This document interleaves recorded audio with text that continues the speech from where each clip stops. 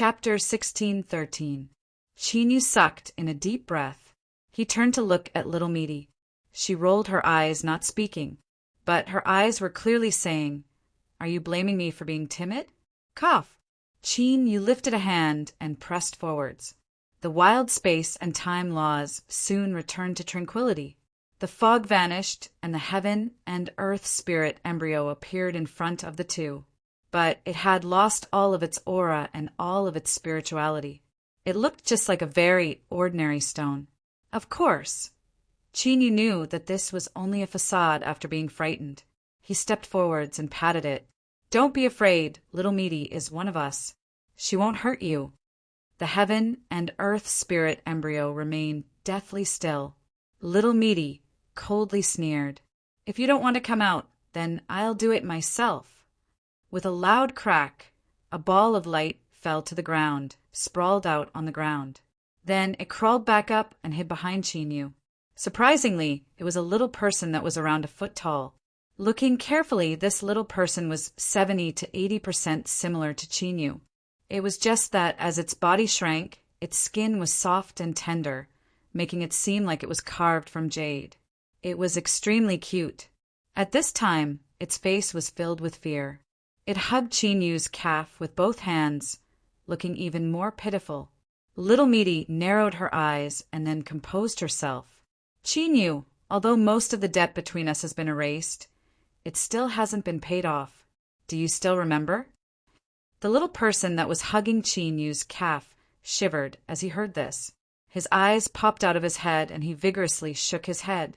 Chinyu hesitated for a moment and then nodded. "Yes." Little Meaty pointed a finger. "As for the rest of the debt, I'll have this little thing paid off for you. In any case, the two of you are essentially the same." The little person immediately began to cry. Chinyu revealed a look of unwillingness, but before he could speak, he was interrupted by Little Meaty.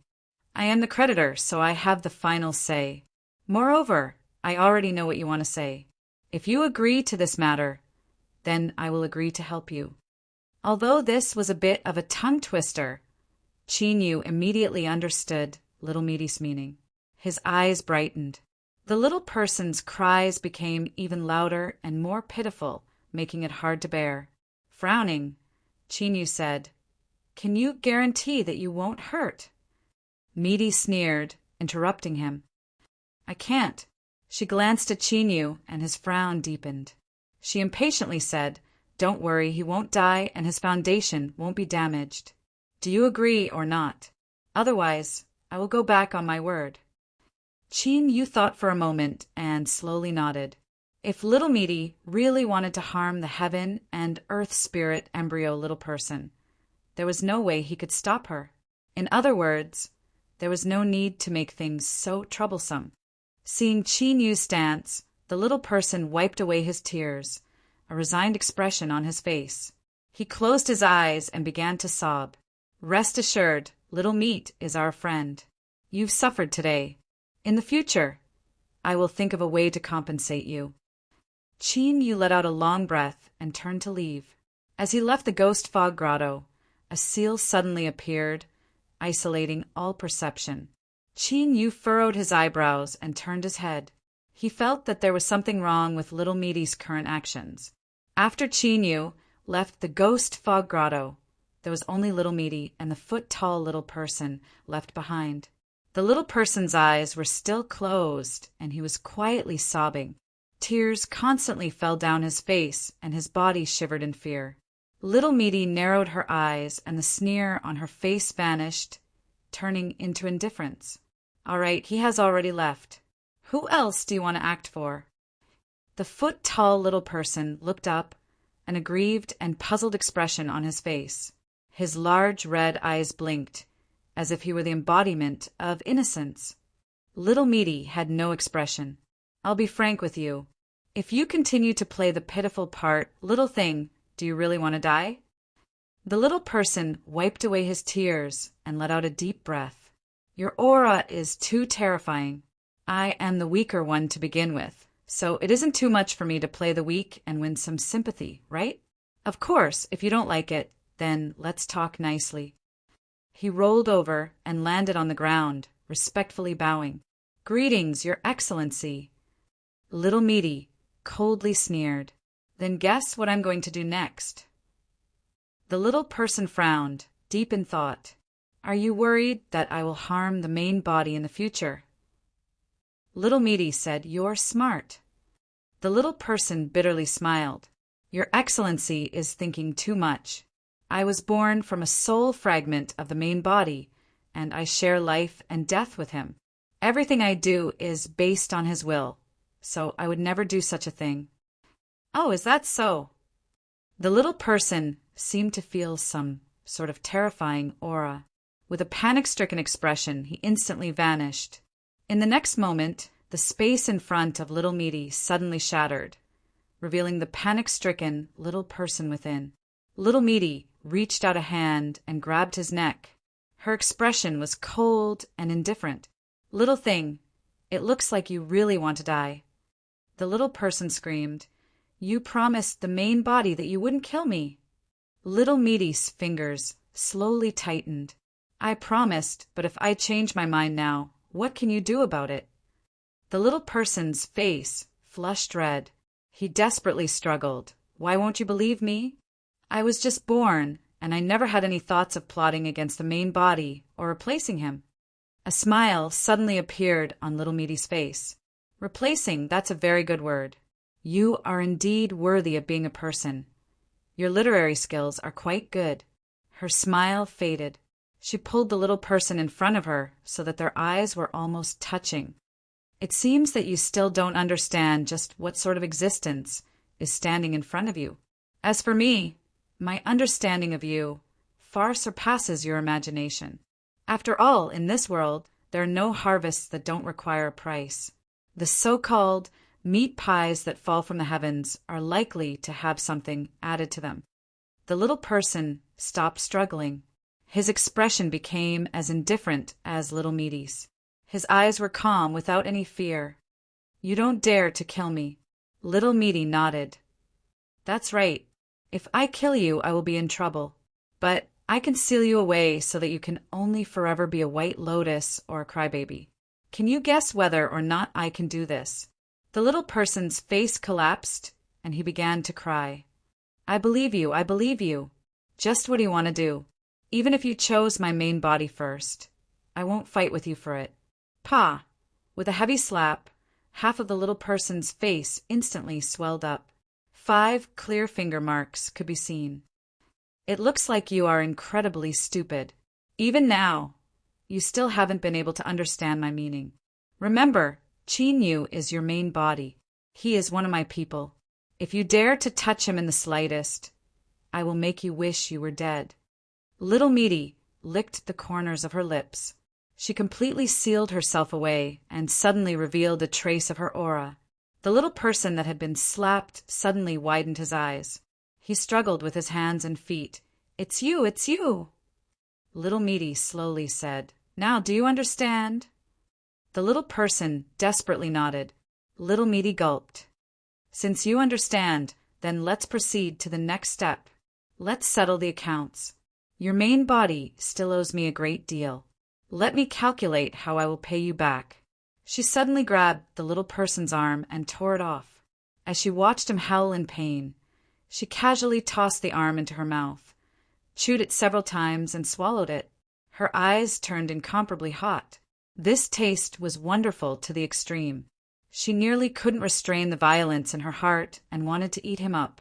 Yu's complexion paled. He could clearly feel the pain and fear transmitted from the little person. His feet moved, and then he abruptly stopped. He stared at the entrance of the ghost fog cave, his expression grim. After thinking about it again and again, Yu took a deep breath and forcefully suppressed the restlessness in his heart. He stood still where he was. Since he had chosen to bring Little Meaty here, he had to give her enough trust.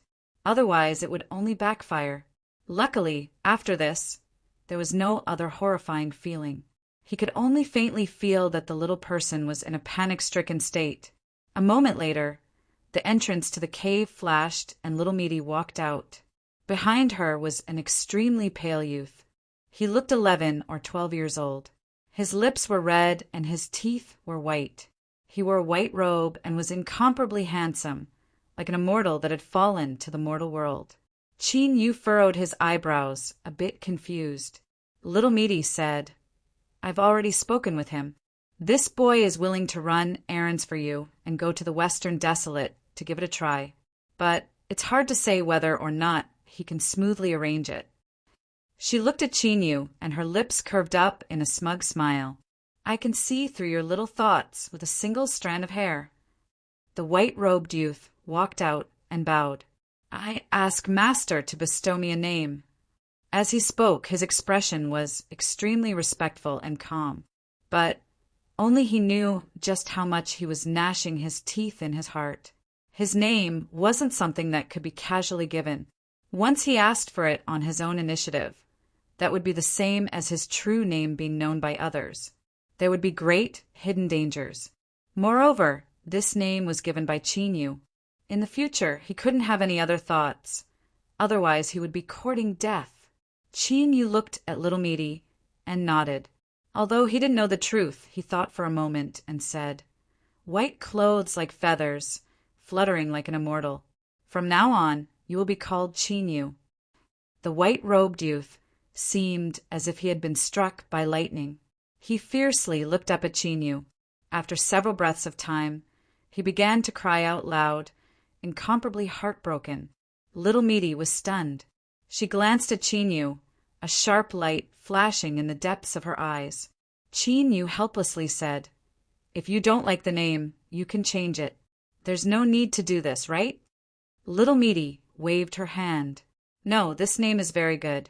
Qin Yu, the same sound but different characters. There is nothing better than this. I think that Qin Yu must be overjoyed to obtain this name. That's why he's crying tears of joy." Although the white-robed Qin Yu vigorously nodded, Qin Yu still felt that the atmosphere was too strange. But he glanced at Little Meaty and didn't say anything. Like this, the name was decided. Little Meaty glared at Qin Yu. "What are you standing around for? Give him the materials. This boy has just refined his human form, so he must leave as soon as possible. Otherwise, if the world senses tribulation thunder and falls down, there will be nothing left to hide." Qin Yu nodded again and again, no longer caring about crying. Qin Yu took out all the remaining materials in his hands. He only kept 2 portions, just in case, and gave the rest to Little Meaty. "Farewell, Master." Qin Yu knelt on the ground and respectfully kowtowed. Then he turned and stepped away, vanishing from sight. Qin Yu revealed a look of surprise. He was well aware that Qin Yu had no cultivation at all and was just an ordinary person, yet he was able to travel through space. Little Meaty coldly sneered. "A life form born from a heavenly spirit embryo is naturally different from others. What is so strange about that?" She lifted a hand and flicked a finger. A pained cry immediately rang out.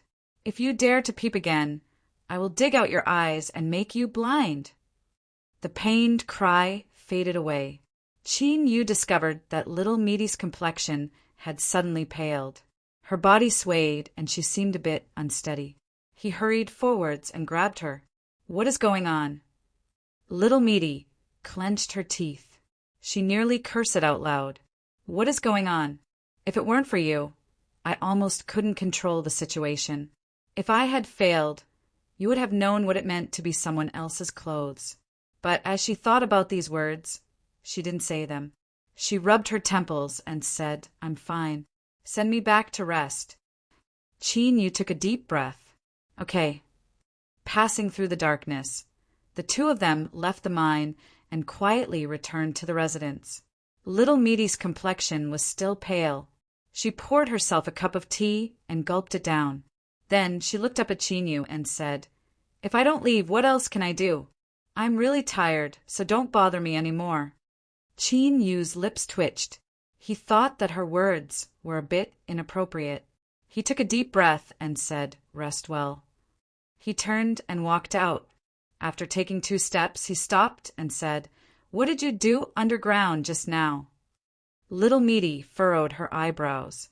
But as she looked at Chinyu's earnest expression, she fell silent for a moment and said, I just wanted that little thing to remember better and not have any thoughts she shouldn't have.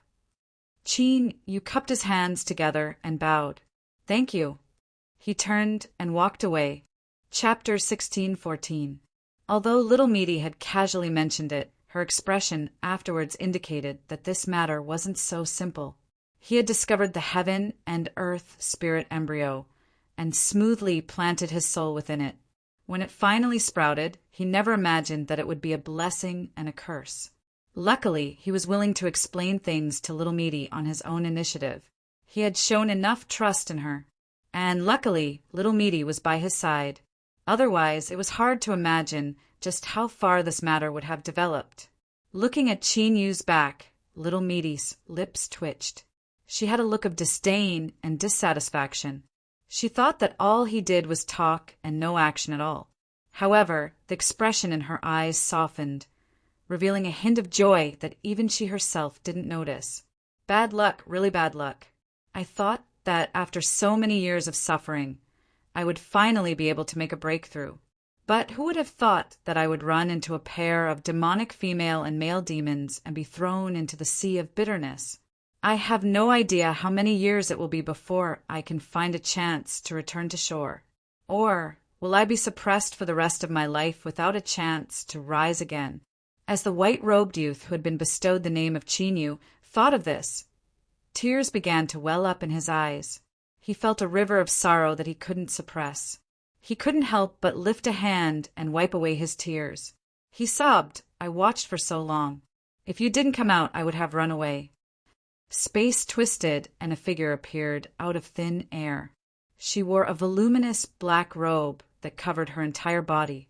A gust of wind blew past, lifting up the black robe and outlining her enchanting curves. It was clear that this was a tall woman. After a brief pause, a respectful voice sounded out from beneath the black robe. I don't know who you are, but I do know that you and I might be able to cooperate. Chin-yu continued to sob. He looked at the black-robed person across from him with teary eyes. Why should I believe you?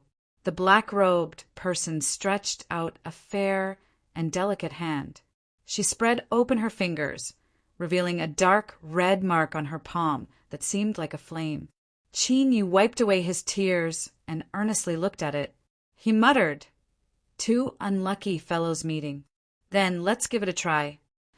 Half a month later, the board Zhou finally received the Marquis's order to organize his troops and set off tomorrow. Chin-yu certainly didn't forget what his true goal in returning to the Western Frontier Border Army was. Thus, on the day that Li Sangdo was stripped of all his positions by an angel from the imperial capital and was escorted back to the imperial capital for trial, the loyal Marshal Marquis Ningqin announced that he would go into seclusion once more. As for what he wanted to do, everyone knew. Wang De too was both excited and terrified, because Master Ho had ordered him to choose 12 people to follow him. They were similar to the personal guards who returned to the imperial capital, but they were also very different. After all, they were going to enter the land of the berserkers this time, and there was no need for them to rely on such things. As for these people, apart from putting up a front, they didn't seem to have much use following Master Ho. Although he didn't understand, Wang Data didn't have any intention of shirking the responsibility. Looking at his old brothers, who all had rabbit eyes, he knew how envious they were. Wang Sen was naturally one of the 12. Although the army paid particular attention to ability, there was no lack of selfishness. Wang Dadu was not afraid that there would be people secretly scolding him for using his position for personal gain. This was just human nature. After all, there was nothing wrong with following Master Ho and becoming familiar with others. Just like the first time they entered the berserkers' territory, the group of people that set off from the mine quietly disappeared into the border region. Zhou Defu and the others were all experienced people in this world. They were completely safe and sound, so there wouldn't be any problems. As for the 12 personal guards that Master Ho brought with him, although the people in the smuggling team didn't understand, they didn't speak any nonsense. They had already made it clear that they wanted to follow Master Ho to make a living, so they knew how to be qualified dogs. That's right, the members of the smuggling team, from Zhou Dafu down, were all self-aware. If Wang Datu and the others in the border army in the mine were said to be country bumpkins that couldn't even be seen in public, then these people that specialized in smuggling were constantly sending goods into the berserkers' territory. Those that sent large amounts of goods were truly struggling to survive in the mud, so they were even more lowly. They said that smuggling was to seize the resources of the berserkers so that they could play a more effective role in the future war. That's right, they might be of some help, but the essence of it was to fatten up those great figures of the empire. They didn't have any extravagant hopes that they could truly become subordinates of Master Ho. As long as they could receive protection and become dogs that wouldn't be slaughtered at will, that was already enough. This caused Wang Dadu and the others, who originally feared these smugglers who lived on the edge of a knife and were rumored to be cruel and ruthless, to discover that Zhou Dafu and the others were even more humble than they were. Both sides were in harmony with each other. As for the reason, Wang Dadu and the others believed that it was because their master Ho's fame had awed this group of smugglers. Otherwise, they were nothing but country bumpkins, small characters that weren't worth the master Ho's attention. Thus, while they were proud in their hearts, they also felt increasingly tormented. Every day on the road, they would desperately temper their mortal bodies and increase their cultivation. But the reality was that their talent was ordinary and their cultivation methods were also ordinary. If they wanted their strength to rise in a short period of time, that was nothing but the ravings of a fool. Within the carriage, Qinyu opened his eyes from his cultivation. He let out a deep breath, a sharp light surging in his eyes. He could feel the increasingly tyrannical strength in his body. He was extremely satisfied and couldn't help but smile. Raising his head, he saw that little Meaty was looking out the window. 2 strange-looking trees had been taken out at some point in time, and they were serving them respectfully and obsequiously. Seeing Qinyu wake up, a branch was quietly placed in front of him. Without hesitation, he reached out and plucked the wine fruit. Compared to the debt he owed from before, eating and drinking wasn't anything at all. He opened it and drank a mouthful. The taste was just as invincible as before. Qinyu wiped the corner of his mouth. He followed little Meaty's gaze and said, "I still don't understand. Why did you bring Wang Datu and the others?" Little Meaty didn't turn around. "Is it my problem that you can't understand?" She glanced at him and pointed at the wine fruit. "You owe me another sum. I'll note it down." Qinyu's lips twitched.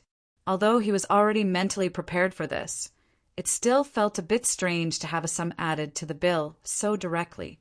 Whatever. Since little Meaty didn't want to say it, he would let her do as she pleased. In any case, it wouldn't be a bad thing. Regarding this, Qinyu could be sure of it. After drinking the wine fruit, he waited for a while longer. Seeing that little Meaty didn't give any orders or that the chefs had any intention of cooking, Qinyu licked his lips and closed his eyes to continue cultivating. It had to be said that his efficiency was much better than before. He had to freeload. Even if he knew that this would be recorded in the ledger, he absolutely couldn't miss out on any opportunity. Little Meaty turned her head and continued to look out the window. Wang Dadu and the other 12 border soldiers were riding on their horses, all of them sweating as they tempered their mortal bodies. She curled her lips, revealing a bit of disdain. She thought that if they continued to cultivate like this, even if another 1,000 years passed, they would still be trash that couldn't withstand a single blow. Several days later, on a certain night, little Meaty's figure quietly left the carriage. Qinyu was still cultivating, so he didn't notice this at all.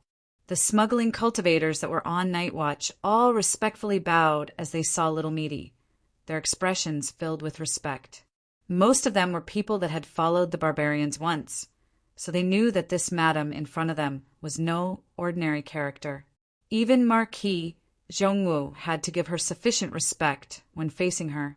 Little Meaty didn't say a word. She arrived outside the tent of the 12 border soldiers. She glanced at them and then gently stepped forward. The ground shook in a small area, causing them to wake up. Wang Dada was startled. As he opened his eyes and saw Little Meaty, he quickly stood up and bowed. "Madam." Little Meaty swept her eyes over them. She lightly said, "Starting from today, you will all change your cultivation methods." On the 10th day after entering the barbarian territory, they could be considered to have truly entered deep into the barbarian territory. The movements of the smuggling team had already been discovered by the barbarians. On this day, Qin Yu frowned. He awoke from his cultivation state and looked at Little Meaty. She was looking out the window, her eyes falling on the distant wilderness. A faint een and cold aura was being released from her body. What happened? Little Meaty turned around and lightly said, "Someone has locked onto us. It's a powerhouse of the barbarian tribe. They cultivate special concealment methods and have hidden themselves quite deeply." Qin Yu sensed with rapt attention. A suppressive feeling immediately appeared in the great net of rules. Then he locked on to the abnormality transmitted from somewhere in the net of rules. It seemed that the person Little Meaty spoke of was hiding there. Little Meaty glanced at Qin Yu. Since he had the name Qin Yu before, being able to sense the essence of the world wasn't anything at all. She wasn't surprised by this. "Do you want me to attack and kill him?" As she spoke, Little Meaty licked her lips. Qin Yu thought for a moment and then shook his head. "Let's wait a bit longer. I feel that something isn't right." When they left the barbarian tribe, this shouldn't have been the case. Could it be that another accident had occurred? At this time, Little Meaty's eyes flashed. She suddenly said, "It looks like there's no need to do anything." Qin Yu immediately sensed that someone was rapidly approaching the team. Looking at Little Meaty's expression, there shouldn't be any threat. Whoosh! With the sound of breaking air, the figure of the ascetic cultivator Prajna fell in front of the team. Qin Yu's thoughts stirred. He turned to look at the team and saw the 12 border army soldiers. A trace of surprise appeared in his eyes. And at this time, Zhou Dafu had already come out with a smile on his face. He respectfully bowed and said, "Greetings, Grandmaster Prajna, we meet again." Just now, that uneasy feeling disappeared along with it. Prajna glanced at the border army soldiers that had become ordinary again. Then, she looked away and bowed with a smile. "I have come to greet the general." The carriage came to a stop. Then the door opened from the inside and Qin Yu stepped out. He cupped his hands together and said, "Grandmaster Prajna, General, shall we take a walk?" "All right." Qin Yu jumped off the carriage. He ordered them to stay where they were, and then left with Prajna. And from his senses, he could sense that the abnormal area of the net of rules had already disappeared. It was clear that the person monitoring them had seen Prajna arrive and had retreated on his own initiative. Qin Yu's eyes flashed. He slowly said, "Grandmaster Prajna, why have you come here to greet us?" Prajna revealed a smile. "The barbarians are hospitable and hospitable. This is something that the general should know." He paused and bowed slightly. "Now I should call you Lord Marquis. Lord Marquis's promotion is truly worthy of celebration." Qin Yu shook his head. "It looks like the trouble isn't small. Not only did you have to run all the way here, but you aren't willing to tell the truth." He lifted a hand and pointed somewhere in the distance. "Before you arrived, someone was already there. They have been monitoring us for a long time." Prajna was silent for a moment. Then she bitterly smiled. "I knew I couldn't hide it from Lord Marquis. Indeed, there is some trouble occurring within the barbarians." Following that, Prajna didn't conceal anything. She explained everything from beginning to end. The general summary was, there are different voices within the barbarians. They believed that the desolate human General Jinwu was helping the barbarian totem rise. There must be some sort of sinister plot involved, and they needed to thoroughly investigate it. Qin Yu rubbed his nose. "Strictly speaking, these people aren't wrong. It seems that I didn't hide it well enough." Prajna slowly said, "Lord Marquis, rest assured that since I came here, I represent Teacher's will. They cannot stir up any waves. Chinyu glanced at her. Don't brag. If it was so easy, why would you need to personally make a trip here? He took a deep breath and then let it out. It's fine. If they want to thoroughly investigate, then let them investigate. I am not afraid. Prajna's heart relaxed. She stopped and respectfully bowed to Chinyu. Lord Marquis, rest assured that I will do my best to protect you. Chinyu laughed. Then I'll have to trouble Grandmaster Prajna. Chapter 16:15. Afterwards, the feeling of being watched from afar appeared a few times. However, the other party was clearly afraid of Hanya's existence and did not act rashly. After more than 10 days, they entered the territory of the Green Willow tribe. As mentioned before, the next time they returned to the barbarian tribe, the desolate men would set up camp in the Green Willow tribe. As a person, unless it was absolutely necessary, it was a virtue to keep one's word. However, it was obvious that the atmosphere in the Green Willow tribe was not quite right. Outside the carriage, after politely declining Chinyu's invitation, Hanya sat on the back of her horse. She frowned, a dignified look on her face. Soon, the ground started to rumble, and a black line appeared in the distance, charging straight towards the troop. It was a troop of barbarian cavalry. The team stopped and assumed a defensive stance. Grandmaster Bori glanced over, and his expression softened. It's the Green Willow tribe. The old chief was also among them. When he was still some distance away from the team, the Green Willow tribe's Greenwood cavalryman had already stopped. He dismounted and quickly walked over, bowing respectfully. Green Willow tribe welcomes Marquis Zhongwu. Welcome, Marquis.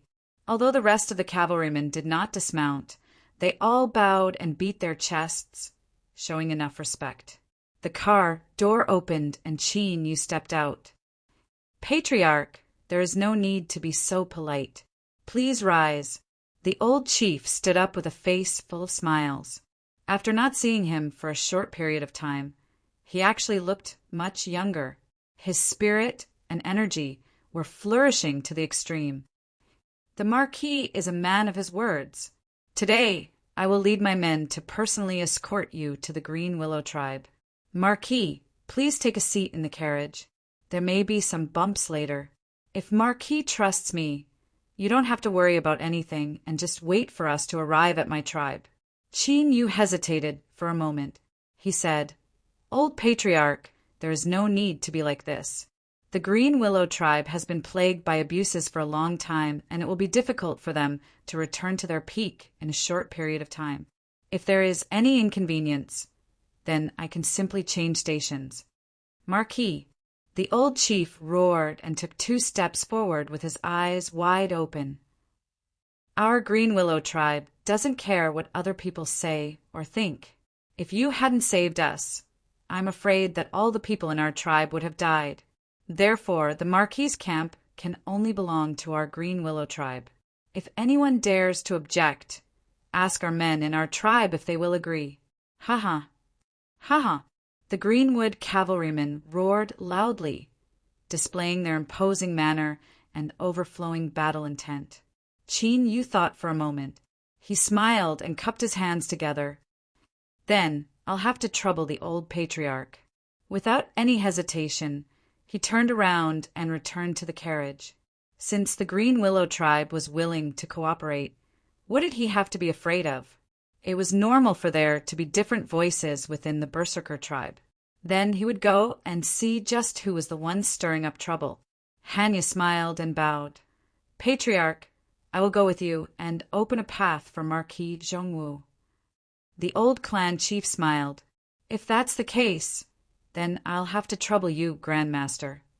He respectfully bowed without the slightest bit of hesitation, because this was one of the reasons why he was so strong-willed.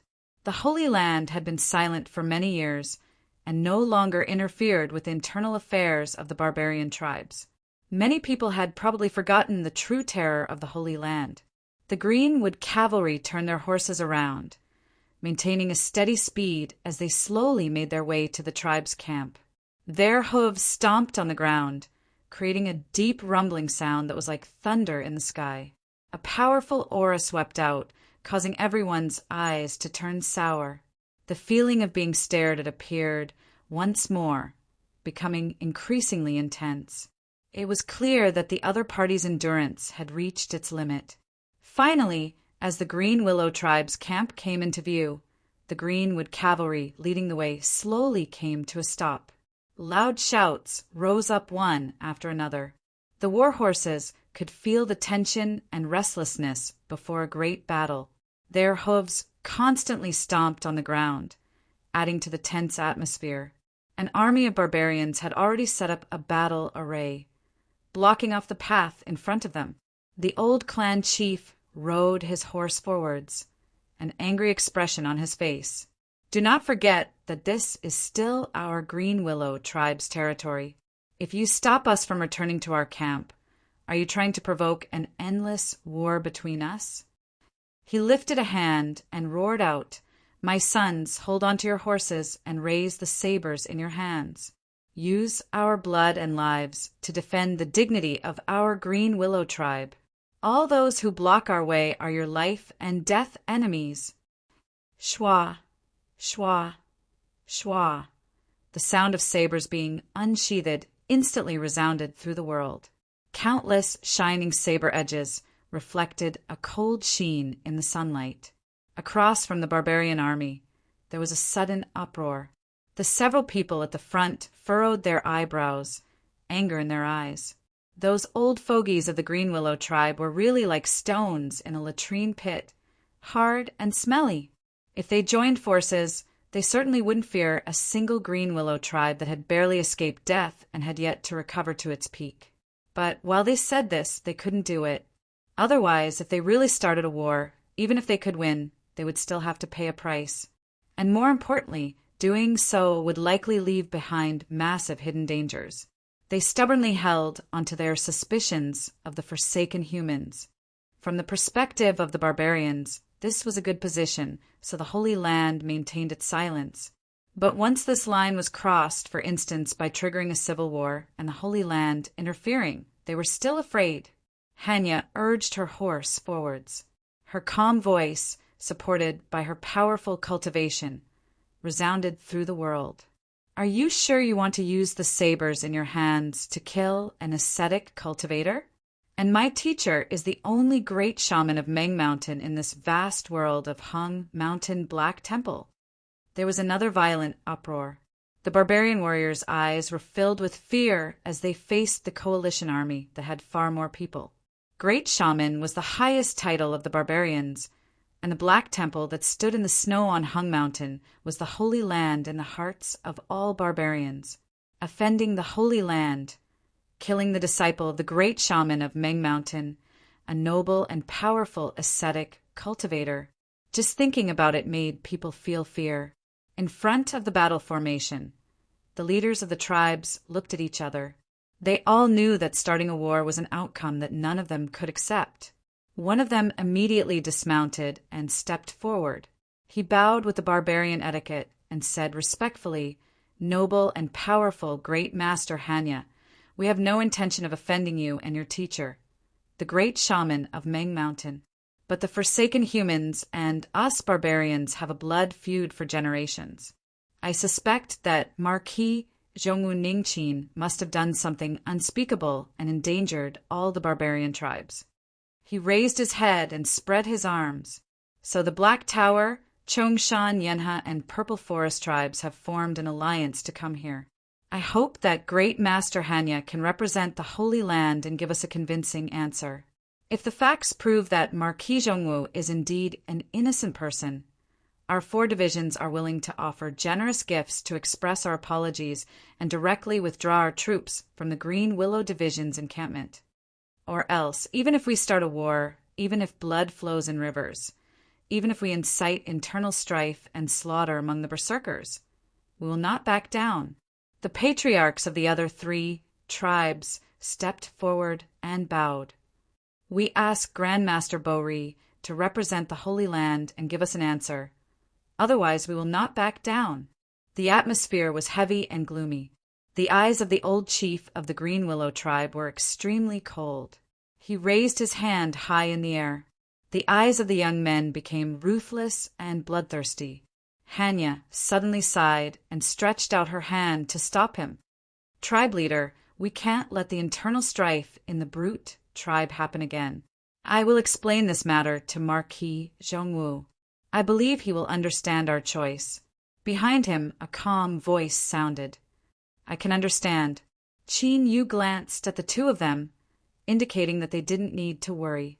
He stepped out of the battle array and faced the allied forces of the 4 tribes, his expression calm and unperturbed. Your worries do indeed have a reason for existing.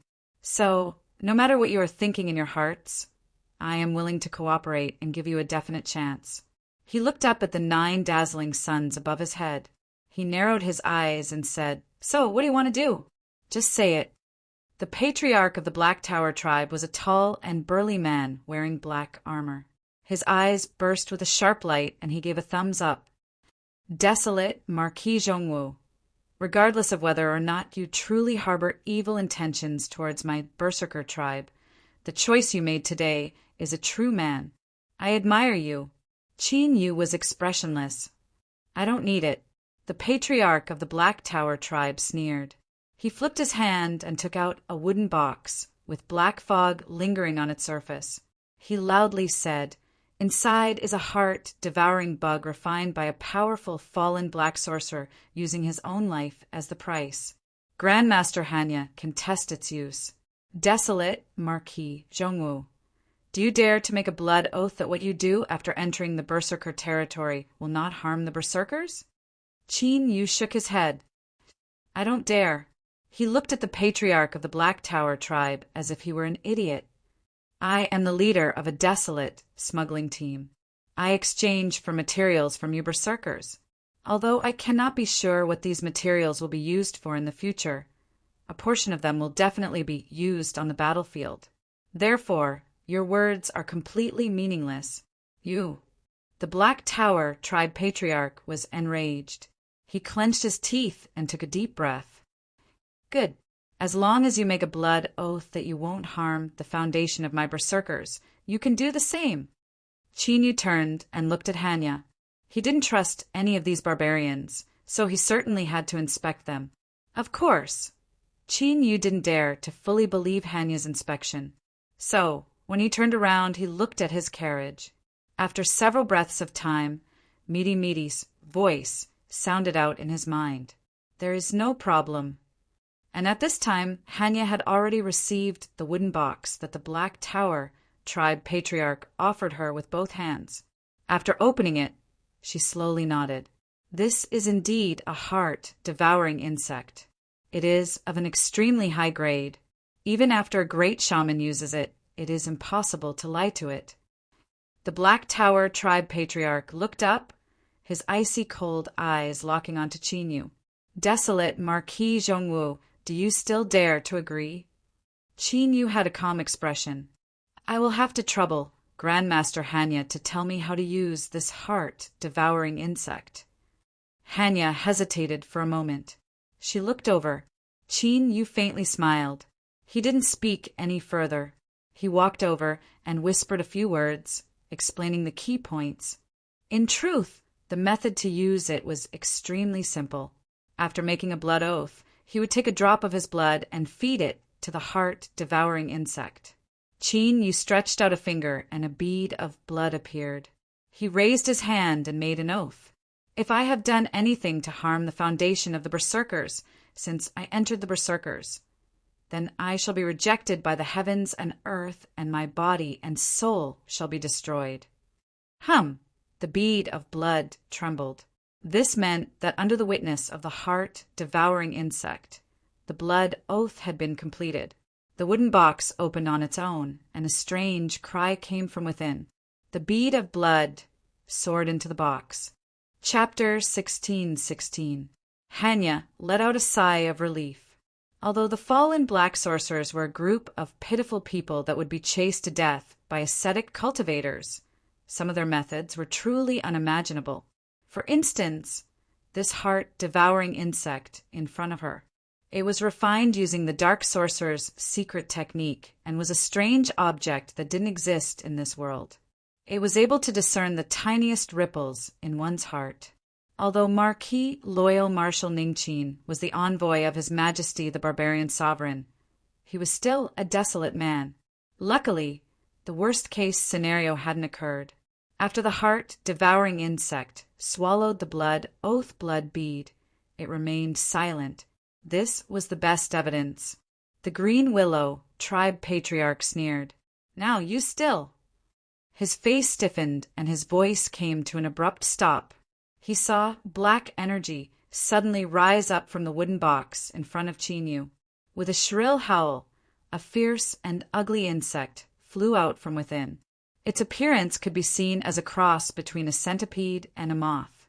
There were countless legs under its abdomen, and its white body was covered with strange black lines. Its 2 wings flapped, and its icy cold eyes locked onto Chinyu. A sharp light burst out from the Black Tower tribe patriarch's eyes. He roared out loud, "Desolate man Marquis, Loyal Marshal, you really are hiding evil intentions. Heart-devouring insect, quickly cut open his chest and enjoy your sacrifice." Blood oath, blood bead, heart-devouring insect, they were all related. After the blood bead was swallowed, it was the same as opening a back door for the heart-devouring insect. As long as the oath was false, it could ignore all attacks and defenses and directly eat the heart of the person who made the oath. Hum! The sound of flapping wings filled the air.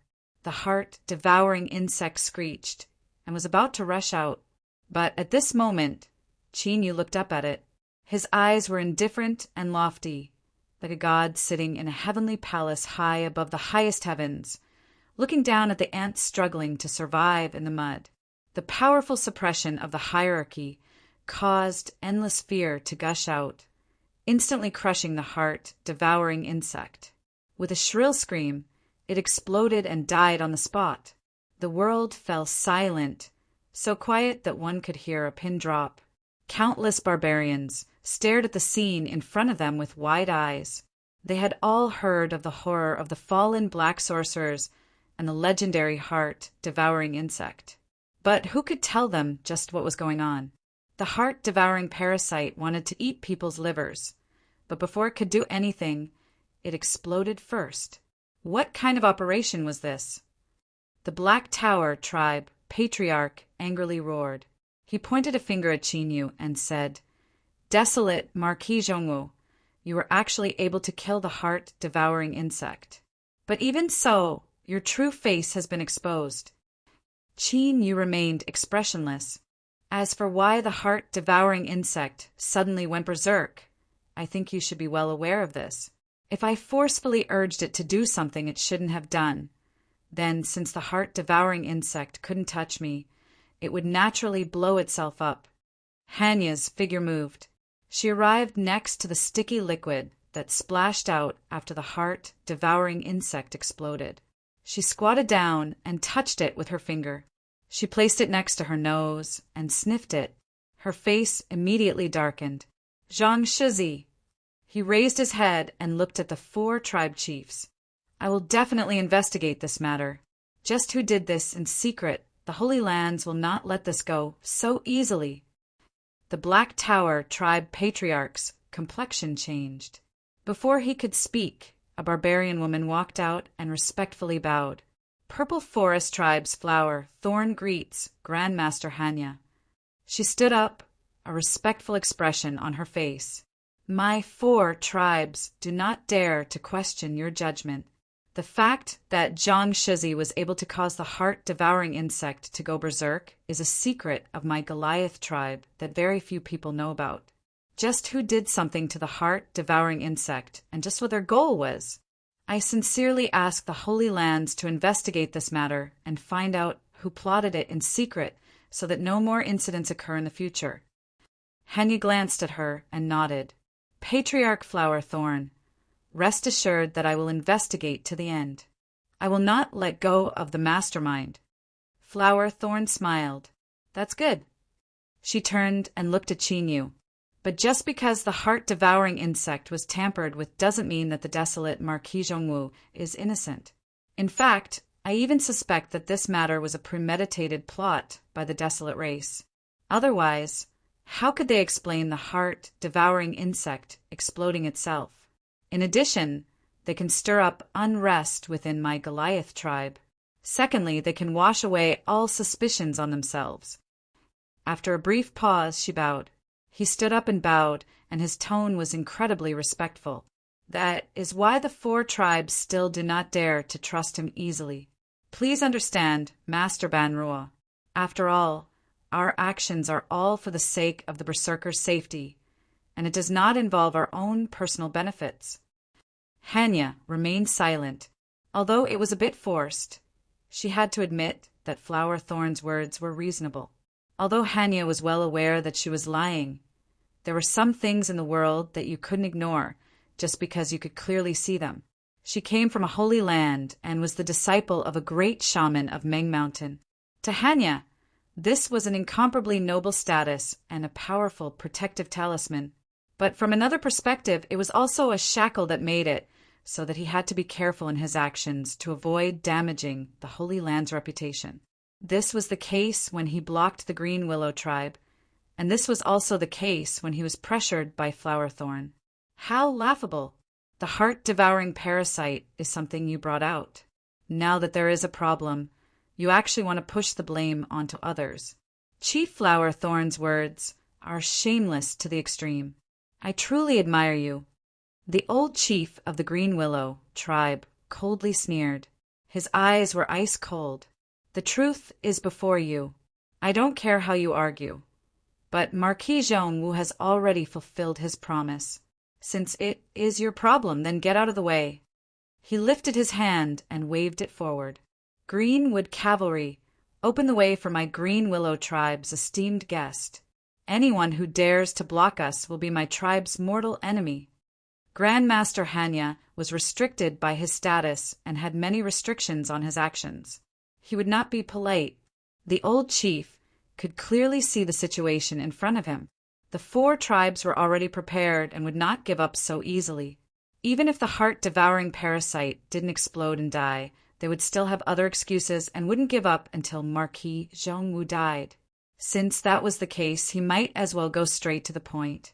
Let's see if these people dared to start a war. Ha ha! Ha ha! The Greenwood Cavalry of the Green Willow tribe roared out. To them, for the allied forces of the 4 tribes to block their path in front of their tribe's camp was an extremely provocative matter. As for the disparity in strength between the 2 sides in this world, there were only barbarian men who died in battle. There were no cowards who would bow and scrape for a living. Even if they died, they would drag a few of them down with them. Flower Thorn's complexion darkened. It wasn't because he had been mercilessly scolded and ridiculed. As a woman, she was able to sit firmly on the throne of the Purple Forest tribe's matriarch. She didn't lack any of these things, so it was easy for her to swallow her saliva. This old thing from the Green Willow tribe was indeed difficult to deal with. He had poked at their sore spot. It wasn't a big deal for the 4 tribes to join forces to suppress the Green Willow tribe and even surround their camp. But the internal strife of the barbarians was a sensitive topic for all barbarians. It was also the only rule that the Holy Land had abided by for many years. No one dared to touch it. Rumble, rumble. Across from them, the Green Willow tribe cavalry rushed forwards with a monstrous momentum. Qin Yu frowned. He looked at them, and Meaty's voice echoed in his ears. How interesting. These barbarians seem to have a great backer behind them. Now that they've been forced into a dead end, they're ready to act for Real. Little Qin Yu, you are the new barbarian sovereign, but now you have become the spark that ignites the internal strife of the barbarians. I fear that at least 100,000 barbarians will die because of this. How do you feel? Qin Yu bitterly smiled and rubbed his temples. He didn't mind killing some of the barbarians who had ulterior motives. This didn't conflict with the barbarian bloodline mark he inherited. This was because the barbarian sovereign was an existence that ruled over the entire barbarian race. And since he ruled, there was also violence and suppression. Death was only a normal matter. But in his opinion, the people of Green Willow tribe didn't deserve to die. When he asked Meaty to save the divine willow and extend the vitality of the tribe, it wasn't because he wanted them to risk their lives for him and ruin their entire tribe. Qin Yu stepped forwards. With a loud bang, the ground instantly collapsed, forming a massive pit. Waves of earth rose up, rushing in all directions. The barbarian army that was about to collide with Qin Yu suddenly reined in their horses. The complexions of the 4 patriarchs changed. Their eyes fell on Qin Yu, shock in their eyes.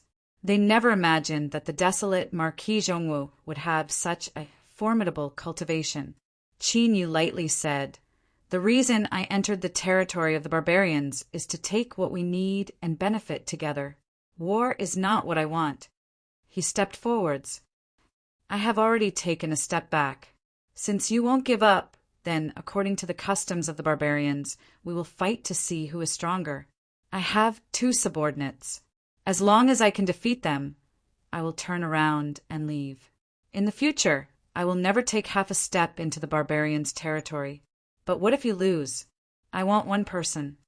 Qin Yu lifted a hand and pointed at a thin barbarian beside the 4 patriarchs.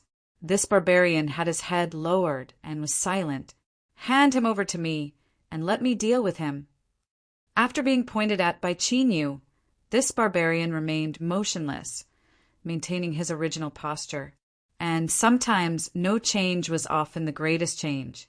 Before this, he looked like an ordinary barbarian. But now that he was silent, he seemed as immovable as a mountain. Towering and towering, he pierced into the clouds, making it hard to see him clearly. The Green Willow tribe patriarch frowned, a trace of gratitude in his eyes. He certainly knew that if Qin Yu didn't intervene, then after today, the Green Willow tribe would likely be erased from the barbarian tribe register. Since the 4 great tribes had moved, they would definitely cut the weeds and eliminate the roots, not leaving behind any hidden dangers. This was a simple matter. If he were in their shoes, he would have done the same.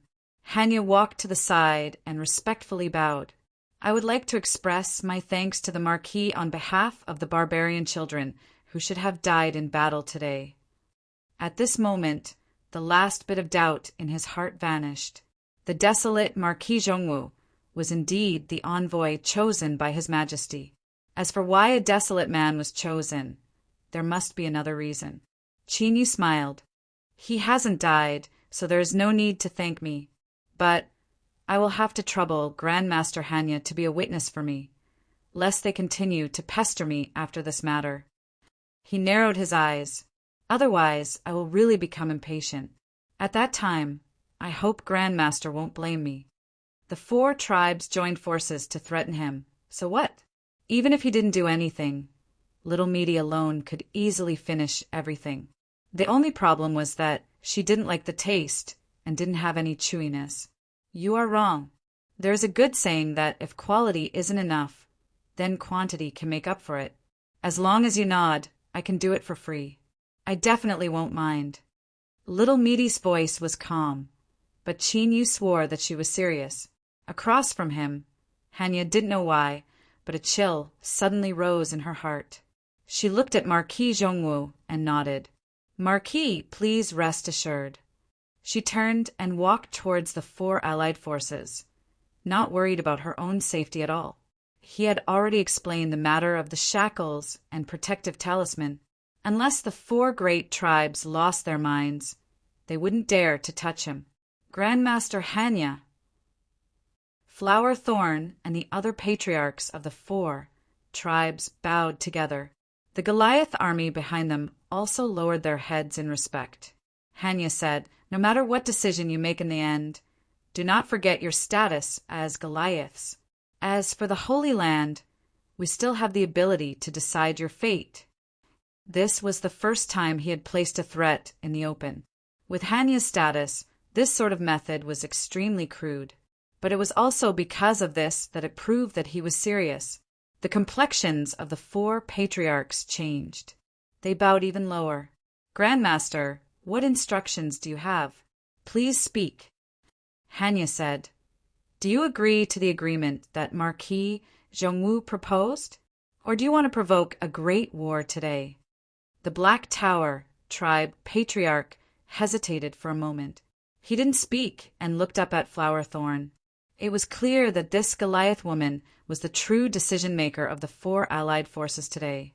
Covered by Hanya's gaze, Flower Thorn hesitated for a moment.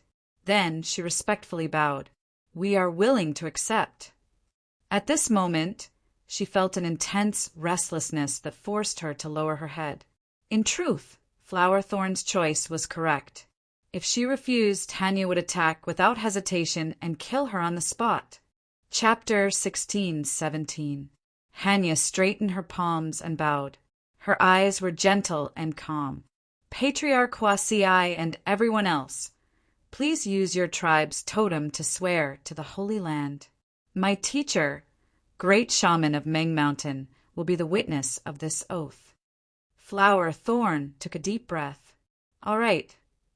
She, the leaders of the Black Tower tribe, the Heavy Mountain tribe, and the Yen River tribe swore an oath at the same time. Hanya sensed that the vow had been fulfilled. He turned around and left. "Qin, you didn't turn around. Baiji, go shun." One of the carriages in the procession was pushed open from the inside. Baiji, who was wrapped in a white robe, walked out of the carriage with a cold look in her eyes. At the same time, a Li family disciple with a long sword on his back and a pale face appeared outside the battlefield where the 2 armies of the berserkers were locked in a stalemate. He coughed lightly as he walked over. Huasi's eyes flickered, and he suddenly shouted, "Desolate man Zhongwu Marquis. According to the rules of the barbarian tribe, the battle will be decided by 2 wins out of 3. Qin glanced at her. "No need. As long as you can defeat either one of my 2 subordinates.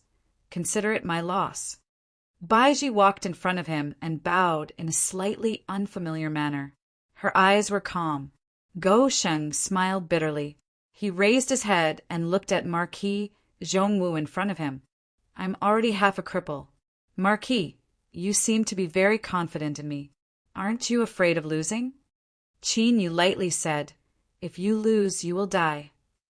Go Sheng frowned slightly and muttered, "Looks like I really have to risk my life this time." Of the 4 allied armies, the first to go to battle was the barbarian that Qin Yu had called out. He looked like an ordinary young barbarian. His body was rather small and skinny in the tribe. But since the 4 tribe leaders had sent him to fight, they were naturally very confident. Qin Yu narrowed his eyes. "Leave him alive." Bai Ji nodded her head and walked forward. Her white robe fluttered in the wind, outlining her proud curves. The barbarian army of the 4 tribes suddenly burst into laughter. Countless eyes fell on her chest. Her footsteps were steady, and there was not the slightest hint of chaos in her steps. However, her eyes grew colder and colder, as if they could freeze the entire world. The young barbarian clearly felt the pressure. He frowned and suddenly took a step forward. He had to strike first to gain the upper hand. Bang! The ground shook violently, then shattered and split open as a huge stone puppet was summoned. Raising its head to the sky and roaring, the stone puppet's eyes surged with a dense blood-red color as it raised its foot and stomped down. Baiji raised her head and stopped in her tracks. The strong wind blew against her face, causing her robe to flutter, making her curves even more alluring. Up above, the sky darkened. The stone puppet's feet covered the entire sky. Shwa! A streak of sword light suddenly appeared like a white rainbow, piercing through the sun. It whistled through the air and slashed at the stone puppet. Baiji turned around and walked away. The huge stone puppet behind her was cut in half from the middle. The cut was as smooth as a mirror. It fell to the ground and shattered into pieces of huge stones. The young barbarian who had summoned the stone statue frowned and slowly said, "Good sword technique." A line of blood appeared between his eyebrows. Then, just like the stone statue, his body was split in half. His internal organs were scattered all over the ground. Fresh blood flowed freely, and a pungent stench assaulted the nostrils. Marquis, this servant's sword can only kill and cannot spare his life. I ask for Marquis's forgiveness. Baiji didn't turn around. She respectfully bowed, clearly aware of all of this. Qinyu glanced at her and lightly said, "You helped me win this round, so I won't blame you, but the madam might not. Speak." Baiji's body stiffened. Qinyu waved his hand, not giving her a chance to speak. Baiji took a deep breath and turned to walk towards the carriage. At this moment, she was still as slim and graceful as before. She was still a beauty that could make a man's mouth dry up with just a glance. But now, no one dared to reveal any profanity. Instead, their eyes were filled with endless fear and awe. The complexions of Flower Thorn and the other barbarian powerhouses changed. Anger and alarm filled their eyes. They never imagined that a maid under the command of the desolate Marquis Zhongwu would have such a terrifying cultivation. That sword strike was terrifying to the extreme. Even if they attacked, they might not be able to block it. The third generation of the Li family who had fallen to this point and had to work as a dog to survive sighed, "With such a pearl right in front of me, what should I do?" He looked at Qinyu, a trace of bitterness on his face. Qinyu turned a blind eye to him. He repeated what he had just said. "If you lose, you will die." "Dog," Thorn sighed again. "Can't you say it in other words? It's inauspicious to die when you die." He shook his head and strode forward. His pale face was filled with helplessness. "Everyone on the other side, can you come up with a weak point and take the initiative to collide with my sword? I, dog leftover, owe you a big favor and will definitely repay you in the future."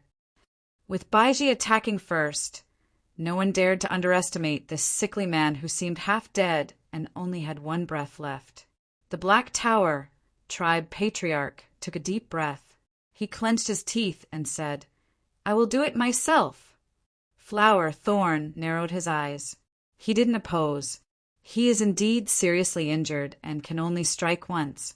Be careful, don't lose your life. The Black Tower, tribe patriarch, licked his lips. Don't worry. He walked forwards. With every step, his aura became stronger and stronger. With loud crackling sounds, his flesh and bones began to explode. His entire body swelled up and his exposed flesh and blood turned a metallic black. He diabolically grinned and stepped forwards. "Pretty boy, let me see just how fast your sword is." "Dog," Thorn mumbled. "Pretty boy, in my hometown, in a sense, this is a compliment." As he spoke, his feet suddenly moved. His whole body was like a weightless feather as he directly slid to the left. In the next moment, the ground beneath Dog Thorn's feet was instantly smashed to pieces. Wild strength recklessly splashed out. The Black Tower, tribe patriarch, sneered again and again. "Aren't you desolate man, sword, cultivators the best at killing people? Why do you only know how to run? It seems that pretty boys will always be pretty boys. They look good but are useless. When we get to bed, will you also be the one to be stabbed?"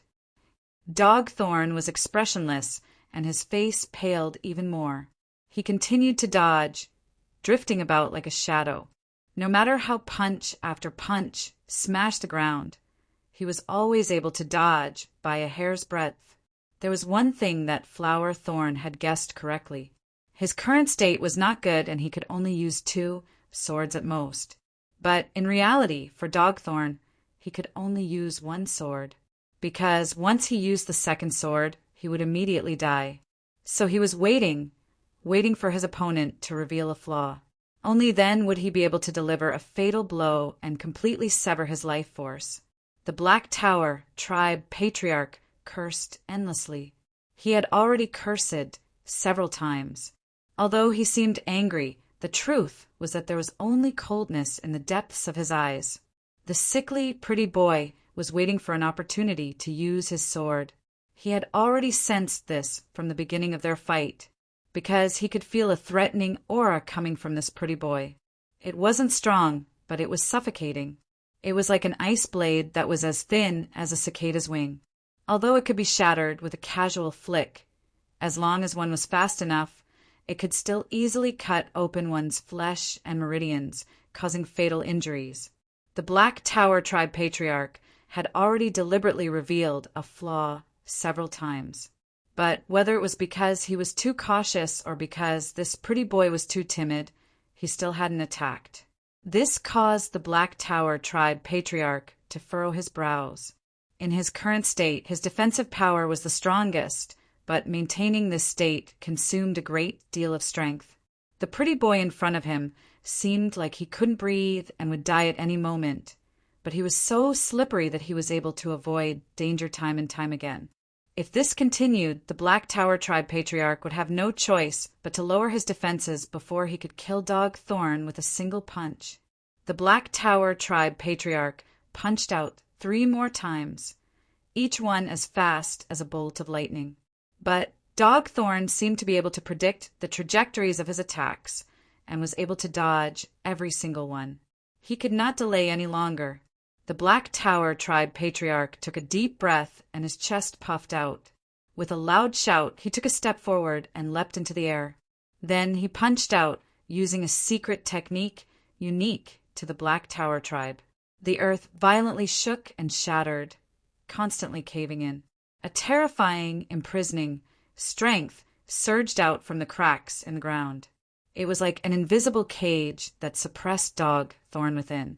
The Black Tower Tribe Patriarch's feet leaving the ground was a major flaw. He was luring Dog Thorn to attack. But at the same time, this flaw was also a killing move. Even if Dog Thorn continued to dodge, he would still be imprisoned by the cracks in the ground, and it would be difficult for him to escape. Whether he attacked or not, all that awaited him was death. After dodging 3 punches in a distressing manner, Dog Thorn's black hair was drenched in sweat and his face was pale. He stood within the massive cracks in the ground, his expression as calm as before. He looked up at the Black Tower Tribe Patriarch in the air. Without hesitation, he drew his sword and thrust it out. The entire process was as smooth as flowing water, as if he had been waiting for this chance to attack from the very beginning. The Black Tower Tribe Patriarch's eyes suddenly lit up, and a trace of coldness surged out. "Pretty boy." He only had time to say these 3 words before his entire body stiffened. He looked down at his chest and saw a transparent bloody hole. The heart that should have been beating there had already disappeared. That sword strike just now had been far too fast, so fast that he simply couldn't see it clearly. It was so fast that the moment his heart and the surrounding flesh and blood were pierced through, it had turned to powder. All of his life force had been severed. The Black Tower Tribe Patriarch fell to the ground. His swollen body returned to normal, and his tyrannical and powerful aura vanished with it. Goshen coughed violently. An abnormal flush appeared on his pale face. He covered his mouth and nose with one hand as he bent over and gasped for breath. He gave off the feeling that he would cough his lungs out in the next moment, causing them to spurt out of his mouth and nose. Pretty boy, although I think you are praising me." He stood up and wiped his mouth and nose. His palms were dyed red. "But I am still very unhappy." He turned and walked back. As he looked at the tottering Dog Thorn, who could be pushed down with a single finger, the eyes of the Black Tower Tribe powerhouses turned red. "Shwa!" Hanya's figure appeared out of thin air. She calmly stood in the middle. "Marquis, Zhongwu has won 2 battles. You have lost." Flower Thorn took a deep breath and bowed. "If you agree to a bet, you must accept your loss. Grandmaster Hanya, we will bid our farewells here." She turned and walked away. Tribe Patriarchs High Mountain and Yenha followed behind with pale faces. After a moment of hesitation, the Black Tower Tribe members didn't dare to act rashly. Chapter 1618. The allied army of the 4 tribes retreated like a tide. The Greenwood cavalry let out heaven-shaking cheers. their cheers echoing through the skies. As Go Shun walked in front of Qinyu, he looked at him, panting for breath. "Now can I live?" Qinyu had no expression. "I can decide your death, but whether or not you can live, that is not up to me." Go Shun was stunned. He gave a thumbs up. "You are fierce." His body was slightly bent as he walked towards the distant wilderness. He looked like a wounded lone wolf. But as they looked at his back, no one dared to underestimate him. Those familiar with the wilderness knew that a wounded lone wolf was truly terrifying. Before they died, they would not hesitate to pay any price to tear out their enemy's throat. Within the desolate troop, within a bright carriage, Baiji looked at the distant Go Shun. She frowned, eagerness in her eyes. But in the end, she took a deep breath and suppressed her impulses. "Pah!" With a resounding slap, Baiji was knocked to the ground. And now, the space within the carriage was isolated from the outside world and could no longer be sensed. She covered her face and knelt in the carriage. "My lord, I didn't lie. My sword can only kill, I can't hold back." Meaty had no expression. "If it weren't for that, you would already be dead." She lifted a hand and slapped her again. Blood flowed out from the corners of Baiji's lips, but she didn't dare to wipe it away. She struggled to get up and kneel down. "Remember, everyone in this troop, whether they live or die, is decided by me. Even if it is just a dog, it is not something that you have the qualifications to deal with. Just now, you were lucky that you restrained yourself and didn't try to attack me. Otherwise, I would have killed you." Meaty's eyes were icy cold, and her expression was one of loathing. She kicked Baiji to the ground. "Remember what happened today. If there is a next time, I will personally pull out your head." Shwa, Meaty vanished from sight. Baiji spat out a mouthful of blood. She crawled up and curled up in a corner of the carriage. Her eyes were the only thing exposed in her white robes, but there wasn't the slightest bit of hatred in them. She stretched out her hand and gently stroked her swollen face. She muttered, "My lord, you will understand one day that everything I do is for your good. Even if I die, I will absolutely not let anyone hurt you, even if it's you." The group continued on their journey. When Qinyu returned to the carriage, he saw little Meaty carefully wiping her palms with a white gauze. When she saw him return, she glanced up and then lowered her head to continue wiping her palms. Qinyu sat down.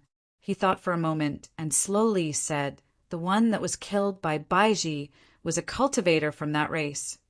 This was something he had already determined at first glance. Therefore, it was easy to guess the real backer of the Black Tower, the Heavy Mountain, the Yen River, and the Purple Forest tribes who dared to go against the will of the Holy Land. No wonder Hanya was so cautious. Everything could be explained now. As a race that could compete with the Western Desolate for the right to rule the broken world of the Southwest Desolate region, one could imagine their strength and foundation. After all, the Western barbarians were the biggest external threat to the Western Wasteland Empire at the moment. The enemy of an enemy could be a friend. This was a very simple matter. As for why that race would secretly provoke the 4 great tribes to act, it was likely because they had already realized Qinyu's current delicate status in the Western Desolate. Disregarding that race that would inevitably infiltrate the Western Desolate, just in the imperial capital, there are countless people who hoped that Qinyu would die. For instance, the Howe family. It wasn't hard to imagine that they would sell information about Qinyu and even take the initiative to seek cooperation with that race. His exposure was also a matter of course. It was impossible for Baiji's sword to cut down that desolate person. She wouldn't have truly killed that cultivator from that race. At most, she would have severely wounded him. But she had ruined Qinyu's plans. He originally wanted to capture this person and use him to make a fuss in the Western Desolate. After all, the 4 old claws of the Imperial Palace were currently hiding in the wilderness. They were protecting Qinyu and also monitoring him. As long as they learned of the existence of that race, it would be able to intensify the conflicts between the Western Desolate and that race. Of course, Baiji's actions weren't without any benefits. At the very least, it prevented Chinyu from having his identity seen through. After all, if he could lock onto that race's aura, who knew whether or not they also had a way to sense that something was wrong with him? Midi said, Baiji's sword can indeed only kill. She didn't deliberately not hold back. After a brief pause, she coldly sneered. So, that is why she took the initiative to be the first to go out and kill. You didn't realize it yourself, so you can't blame her. Chinyu nodded. He spoke of his own considerations. I don't completely blame her. After all, it is likely that Baiji helped me. But the appearance of that race is something that I can use. Do you have a way to let the 4 old claws sense this? Midi shook her head. They should be carrying a formidable concealing treasure from the western, desolate Imperial Palace. It completely fuses with the world, and unless I release my aura, it will be difficult to find them in my current state. It would be difficult, but it wasn't impossible. But doing so would consume too much of Midi's strength. In fact, breaking the seal she placed on herself wasn't worth it. Chinyu let out a deep breath. Since that's the case, I can only take things one step at a time. Since that race has taken action, they won't give up so easily. There will always be a chance in the future. Midi nodded. She threw away the white gauze in her hand. Flames appeared in the air, directly burning it to ashes. A look of loathing appeared in her eyes. Chinyu felt this was a bit strange, but his intuition told him not to ask too much. Following that, the journey was smooth. They entered the Green Willow tribe. The camp and everything they needed had already been prepared. After Chinyu stepped off the carriage, he exchanged greetings with Hanya and the old tribe leader. The 2 of them didn't stay for long. They said that the Marquis must have had a hard journey and that he should rest early. Then they bid their farewells and left. It was clear that the Green Willow tribe had spent a great deal of time and effort in the construction of the camp. They had prepared a common residence for Chinyu in the western, desolate imperial capital. Although it wasn't as extravagant as the residence in the mine, it was still exquisite and unconventional. As for the Green Willow tribe, they had likely obtained some news from the Golden Crow tribe. Within the forsaken mortal camp, they had left behind a large, open space for the 2 large trees that served as servants. Midi was clearly satisfied with this arrangement. The 2 flattering trees jumped off the carriage and each chose a spot. Their roots drilled into the ground and their bodies began to swell up. Just like before, Midi walked into the treehouse and leaned back in a comfortable chair. She rolled over and yawned, soon falling into a deep sleep. You looked from afar at the 2 busy, flattering trees. Then he looked at the sleeping Midi in the treehouse, a thoughtful look in his eyes. He ordered everyone not to approach the treehouse. After sleeping for 3 days and 3 nights, Midi walked out with sleepy eyes. Chinyu sensed something. He stopped cultivating and left the residence, walking towards the 2 large trees. The first thing he said when he saw Midi was, "How are you now?" Midi looked at Chinyu and rubbed between her eyebrows. Then she froze midway and slowly put her hand down. "I'm fine. I'm much better after sleeping." Seeing Chinyu remain silent, Midi curled her lips. "Even if I'm not fine, what can you do about it? Do you want me to eat the forsaken people below, or the barbarians of the Green Willow tribe?" Chinyu rubbed his nose, not speaking. Midi chuckled. "Men are just a bunch of liars. Whoever believes them will have bad luck." Chinyu helplessly said, "It's not good to overturn a boat full of people. In this world, although most men are bad, there will always be 1 or 2 that are good." As he spoke to her, he was interrupted. Midi sneered again and again. "If you dare to say it's you, I will drive you away right now. Don't even think about freeloading." Chinyu decisively shut his mouth. He reached out a hand and pulled at his lips, his eyes shining. On the way here, he had drunk several fruits and wine, but he really missed the cooking skills of the Root People chefs. From the time he returned to the imperial capital until now, he hadn't eaten a single bite. Hiss, he couldn't think about it. His saliva was about to drip out. Midi rolled her eyes. She probably thought that Qin Yu's future prospects were just like this. She waved her hand, and the root people chefs immediately put forth 120% of their skills. A banquet table was quickly completed. Qin Yu picked 3 fruits in a row. Just as he was reaching for the 4th, he was stopped by Midi's eyes. She frowned and said, "Do you want to die?" Qin Yu immediately understood that his current limit was to drink 3 fruits at a time. TSK, he had improved quite a bit from before. It seemed that the increase in his boundary had brought about great changes. Yes, he had to hurry up and cultivate.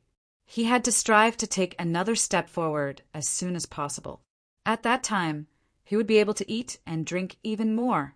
Midi's eyes nearly rolled back into her head. She was probably shocked by Qin Yu's useless thoughts and was left speechless. But to the current Qin Yu, these small matters were nothing more than a drizzle. They couldn't affect his appetite in the slightest. Just like before, Midi would occasionally take a bite of food. Most of the time, she would only take a fruit and slowly drink it. Qin Yu didn't stand on ceremony with her. He ate with incomparably fragrant sounds. 1 mouthful of wine and 3 mouthfuls of food. He was as happy as an immortal. He was full. The taste wasn't too good, but Qin Yu still drank the last mouthful of wine. Then he stood up shakily. "That you rest well. I'll be leaving first." Little Ro let out a sound of acknowledgement with her eyes half closed. She leaned back on the soft couch, and naturally there were nimble branches that quietly swept away the mess in front of her. She switched to a more comfortable position and lay down. She watched Qin Yu's back as he left, her eyebrows subconsciously furrowed together. Just what is the problem? She closed her eyes and soon fell into a deep sleep. But after Midi fell asleep, her perception of the world actually reached its strongest. But unfortunately, just like before, Midi still couldn't feel anything wrong. It was like there was an invisible and incomparably thin gauze screen in front of her. It wasn't thick and light could pass through it, but it made everything in front of her blurry, making it impossible to see clearly. After the Desolate tribe entered the Green Willow tribe, the first thing they did was to make up for the supplies they owed. Although the barbarian tribes all expressed that they weren't in a hurry and even hinted that they could completely erase the debt, they only asked for Marquis Zhongwu's help. There was no other reason. Only the totem had advanced. There was no need to mention the Golden Crow tribe's totem, the Golden Crow. Every barbarian tribe powerhouse that went to the Golden Crow tribe to pay their respects would turn green with envy. Even the Green Willow tribe's totem, the Golden Crow, had nearly been struck to death by thunder tribulation in the past. All that was left was a single branch that was still alive. After extending its life force, it changed every day and its strength rose to an astonishing degree. It was said that even in its nascent state, the benefits it brought to the Green Willow tribe were nearly the same as when the totem was in perfect condition. It had to be known that the barbarian tribe's nascent state and adult state couldn't be compared at all. The difference in strength was several times, or even dozens of times. In other words, the Green Willow tribe's totem had advanced. Perhaps it was a coincidence that the Golden Crow tribe's totem had entered the house and saved the Green Willow tribe's totem. Or perhaps there was another reason. But now that both totems had advanced, was there any need to hesitate or doubt? Previously, the Black Tower, Chongshan, Yenha, and Zilin tribes had joined forces to threaten them, so no one dared to express their opinions. Now that they had retreated and the situation had stabilized, why didn't they hurry to ask for help? Were they waiting to be scolded by their own totem? It was said that some of the more powerful totem in some tribes had already given a death order to their chiefs. If they couldn't invite the desolate Marquis Zhongwu, they should immediately step down and retire. In short, the Green Willow tribe was extremely lively now. The old chief also experienced the pain and happiness that the chief of the Golden Crow tribe, Ku Tuo, felt. As long as they were brave enough, they could receive so many gifts that their hands would cramp. Chapter 1619. The experienced Zhou Dafu had traveled through the barbarian territories for many years, but but he had never discovered that the barbarians were so easy to deal with. Transaction after transaction was completed without the slightest bit of sloppiness. The prices were low, and the profits were high. It was simply unimaginable. A great profit, a complete and utter profit. This trip was equal to 10 trips in previous years. In order to curry favor with the Marquis, these barbarians were willing to stop at nothing. The only thing they didn't do was pay him money and give him things for free. In the past, Zhou Dafu would have made a profit, but he would still feel uneasy. After all, what the Marquis did in the barbarian territories was too much of a taboo. But this time, when he returned to the capital to report on his work, nothing happened. The Marquis was even promoted. What was there to worry about? He quietly calculated the profits he would receive after this transaction was completed. The entire Desolate Man team was happy. They felt that following the Marquis Zhongwu to work for them was a blessing they couldn't obtain even in 10 lifetimes.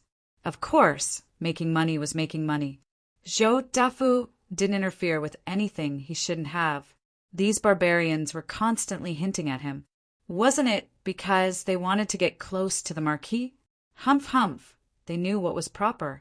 Money could be earned, but words could not be spoken. The result was that the barbarians who had lost a fat piece of meat did not receive any response. They cursed in their hearts and cursed Zhou Dafu's ancestors for dozens of generations. But when they turned around and saw him, they smiled and warmly greeted him. Sometimes the strong barbarians of the various tribes even made themselves feel aggrieved. These people had never thought that one day they would end up in such a situation in front of the Desolate Man.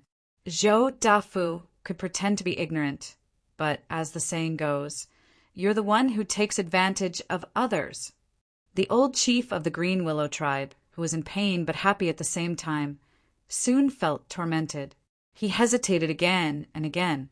If he didn't go find the Desolate Man Marquis Zhongwu, then the powerhouses who had given him gifts would fall out with him. He clenched his teeth and braced himself. Luckily, things went smoothly. After they settled in the camp, Marquis Zhongwu, who had been busy cultivating, quickly received him. "Greetings, Marquis." The old chief bowed. Qin Yu looked at him and thought for a moment. He smiled and said, "Old chief, your face is glowing. It seems that you have been very lucky recently." The old chief bitterly smiled and waved his hands. "Marquis, don't laugh at me." He took out a storage ring and handed it over with both hands. "This is half of the gifts we received recently. Now our Green Willow tribe is penniless, and we need to spend money on all aspects. I'm shameless enough to take advantage of you, Marquis." Qin Yu looked at the storage ring in his hand. "I don't need this. Consider it as rent to Marquis." He stomped on the ground. "After all, our team of Desolate Men is making money every day. It's all thanks to the tribe leader's willingness to give us this place." The old patriarch hesitated for a moment.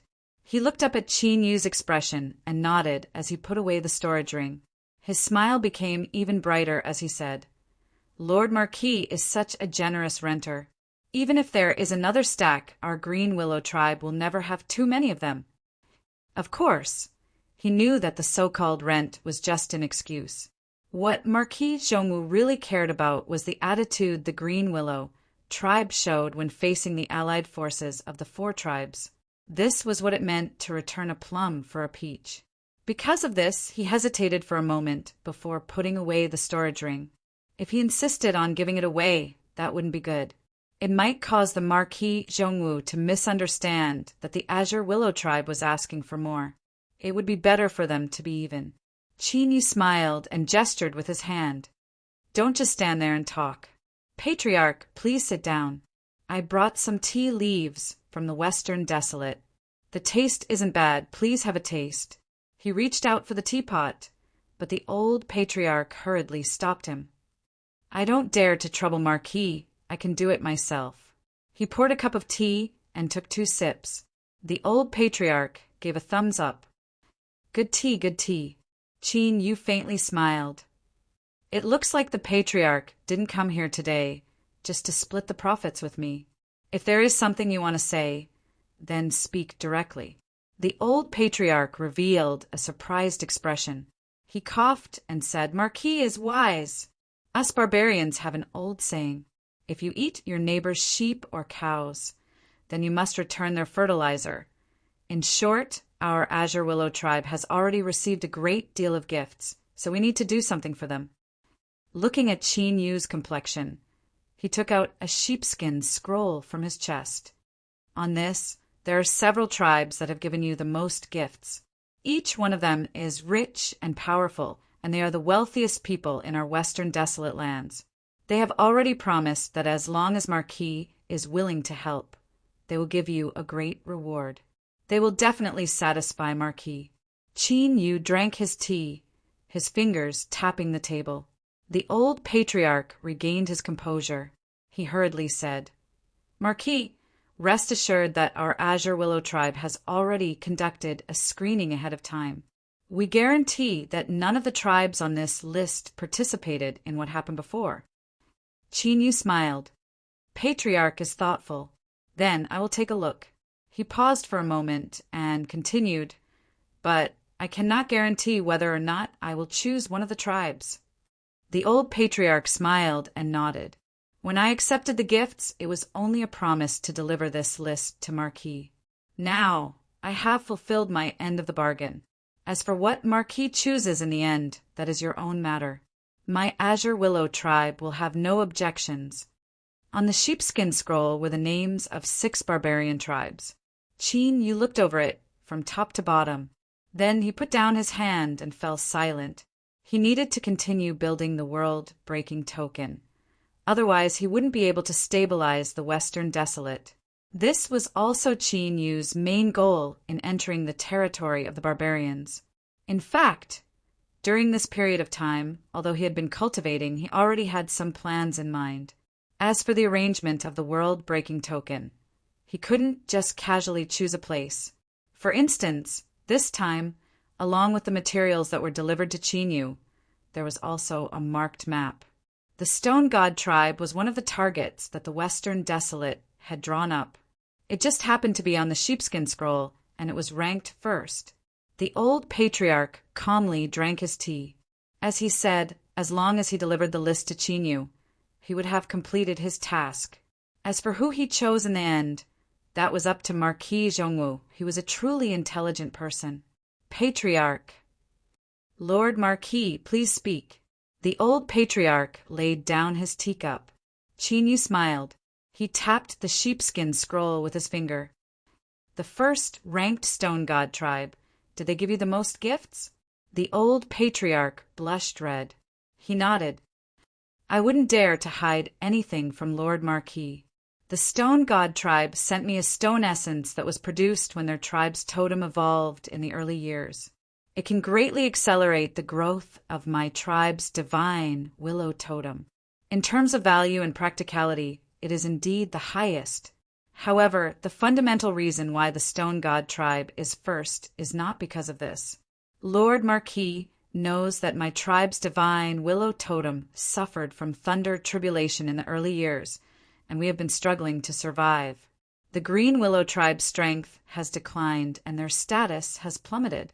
The reason we have been able to maintain our territory for so many years, and even though there are constant small conflicts, no one dares to bully us, is all because of the Stone God tribe's help. My Green Willow tribe has good relations with the Stone God tribe to begin with.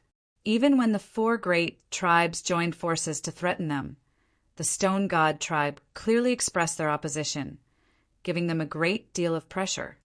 Qin Yu nodded. He believed that in this aspect, the old patriarch wouldn't speak carelessly. After thinking for several breaths of time, he smiled. Then this time, I will choose the Stone God tribe. The old patriarch was overjoyed. He stood up and bowed. Thank you, Lord Marquis. Qin Yu said, Friendship is friendship, but we cannot lack anything. Patriarch, do you understand what I mean? The old patriarch patted his chest. Lord Marquis, rest assured that the Stone God tribe's totem god stone has been stuck at a bottleneck for over 200 years. Because of this, The entire tribe has pulled out countless strands of hair, as long as Lord Marquis is willing to help. Even if you want the stars in the sky, they will agree. The old patriarch blinked and lowered his voice. Moreover, I won't hide it from Lord Marquis. The background of the Stone God tribe is among the best. Qin Yu raised an eyebrow. The patriarch doesn't seem to have finished speaking.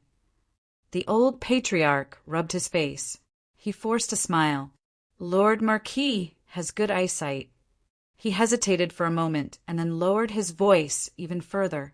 I heard, cough cough, this is just a rumor.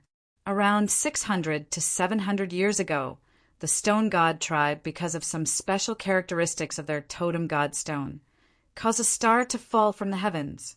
It changed directions and fell directly into the tribe's camp. Normally, this should have been a disaster, and in truth, the Stone God tribe did suffer many casualties. But afterwards, it was said that the patriarch of the Stone God tribe grinned so hard that his teeth nearly popped out, as if he had picked up, cough cough, picked up some amazing treasure. Qin Yu glanced at the old patriarch, a thoughtful look in his eyes. Ah, that's what happened. Lord Marquis, please consider it yourself. I won't disturb you any further. Farewell, farewell. The old patriarch stood up and bid his farewells. A star falling from the heavens. It seemed that this was some sort of good treasure. In the past, the Stone God tribe's patriarch had probably shown off too much. Hee. It was indeed wise not to show off one's wealth.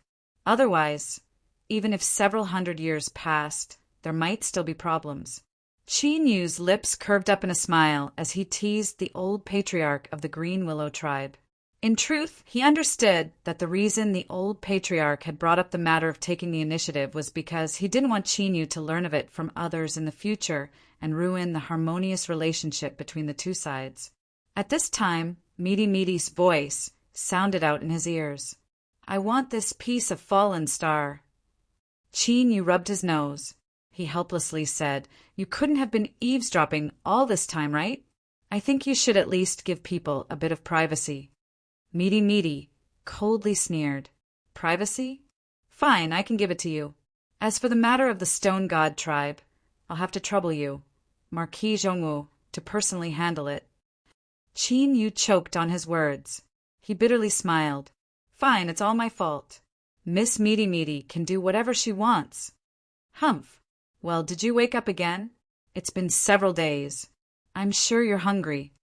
Qin Yu said as he walked out. Hurry up and have the chefs of the Root tribe cook up some food. I'll come over and eat with you. It's just too boring staying here by myself. It was rare for Meaty not to mock or ridicule him. After a brief moment of silence, she said yes. This abnormal action scared Qin Yu so much that he nearly turned and left. He wondered if something had happened to Meaty today, right? Outside the treehouse, Meaty clenched her teeth. She thought that this bastard Qin Yu was truly hateful to the extreme.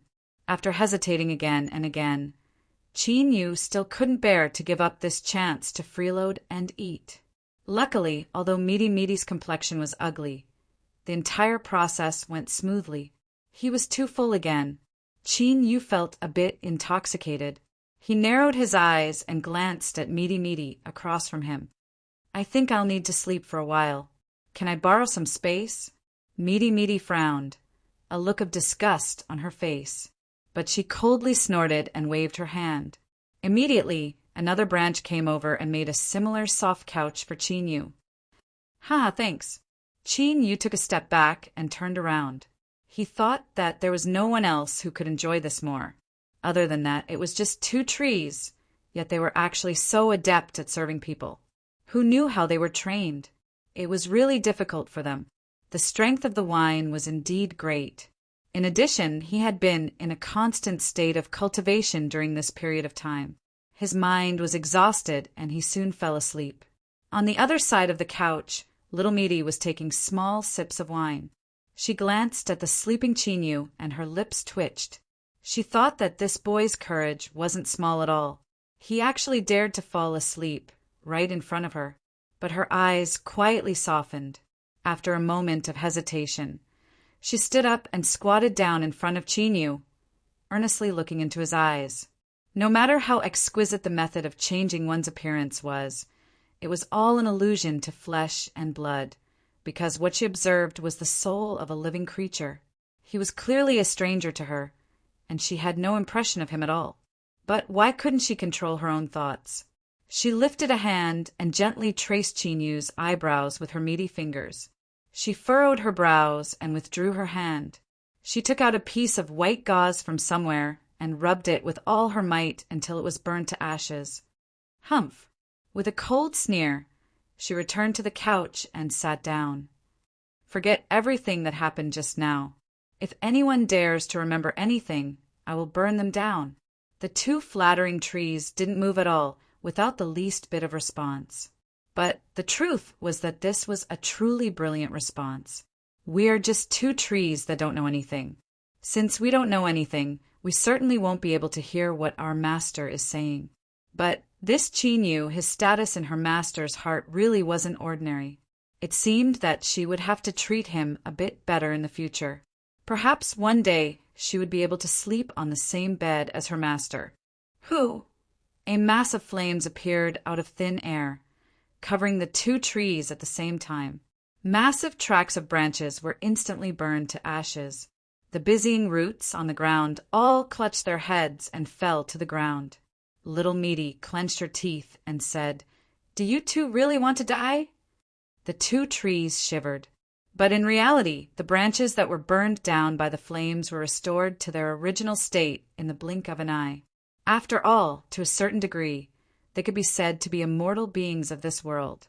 The so-called immortal referred to the fact that they were extremely difficult to kill. Otherwise, even if they lived for a long time, they could still be chopped to death with a single saber strike. As Chinyu was sleeping soundly after eating and drinking to his heart's content, the old patriarch of the Green Willow tribe returned to the encampment. He had already found the elder of the Stone God tribe who had stayed behind to inform him of the good news. "Thank you, patriarch."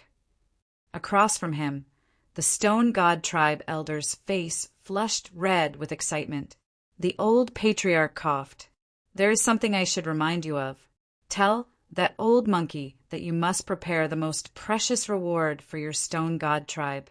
Otherwise, if the desolate Marquis Zhongwu isn't satisfied, I fear there will be other changes. At that time, your family's totem godstone will be enraged. I fear that old monkey, and all of you will be cursed to death." The Stone God tribe elder's eyes widened. He looked at the old patriarch across from him, his lips trembling. The old patriarch had an innocent expression. "What are you looking at me for? Did you think that even if I didn't say anything, the desolate Marquis Zhongwu wouldn't know? Humph, humph. If you want to blame someone, then blame that old monkey, who told him to be too arrogant in the past. He said some nonsense about fortune and disaster, and now he is suffering retribution." The Stone God tribe elder was well aware that the old patriarch of the Green Willow tribe had grown up together with him, and they were old friends. It was common for them to curse each other, so he wasn't angered by this. He bitterly smiled. He probably thought that the old patriarch wasn't wrong. His patriarch was good at everything, but he loved to show off in this aspect. Even after so many years, he hadn't changed in the slightest.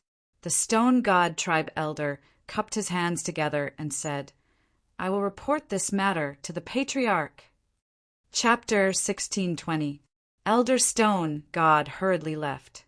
As he watched this person leave, the old tribal patriarch's expression became tranquil once more. He thought that this old monkey wasn't stupid and would surely know what to do after being reminded. After all, while Starfall was good, it was still an extraordinary treasure. But after several hundred years, the Stone God tribe still hadn't found a way to use it. Exchanging a piece of fallen star for a totem god stone to evolve was a very good deal. After all, to a barbarian tribe, the strength of a tribe's totem affected many aspects. It could be called the foundation of a tribe. The next day, Elder Stone God hurriedly returned and expressed his agreement to Marquis Zhongwu's request.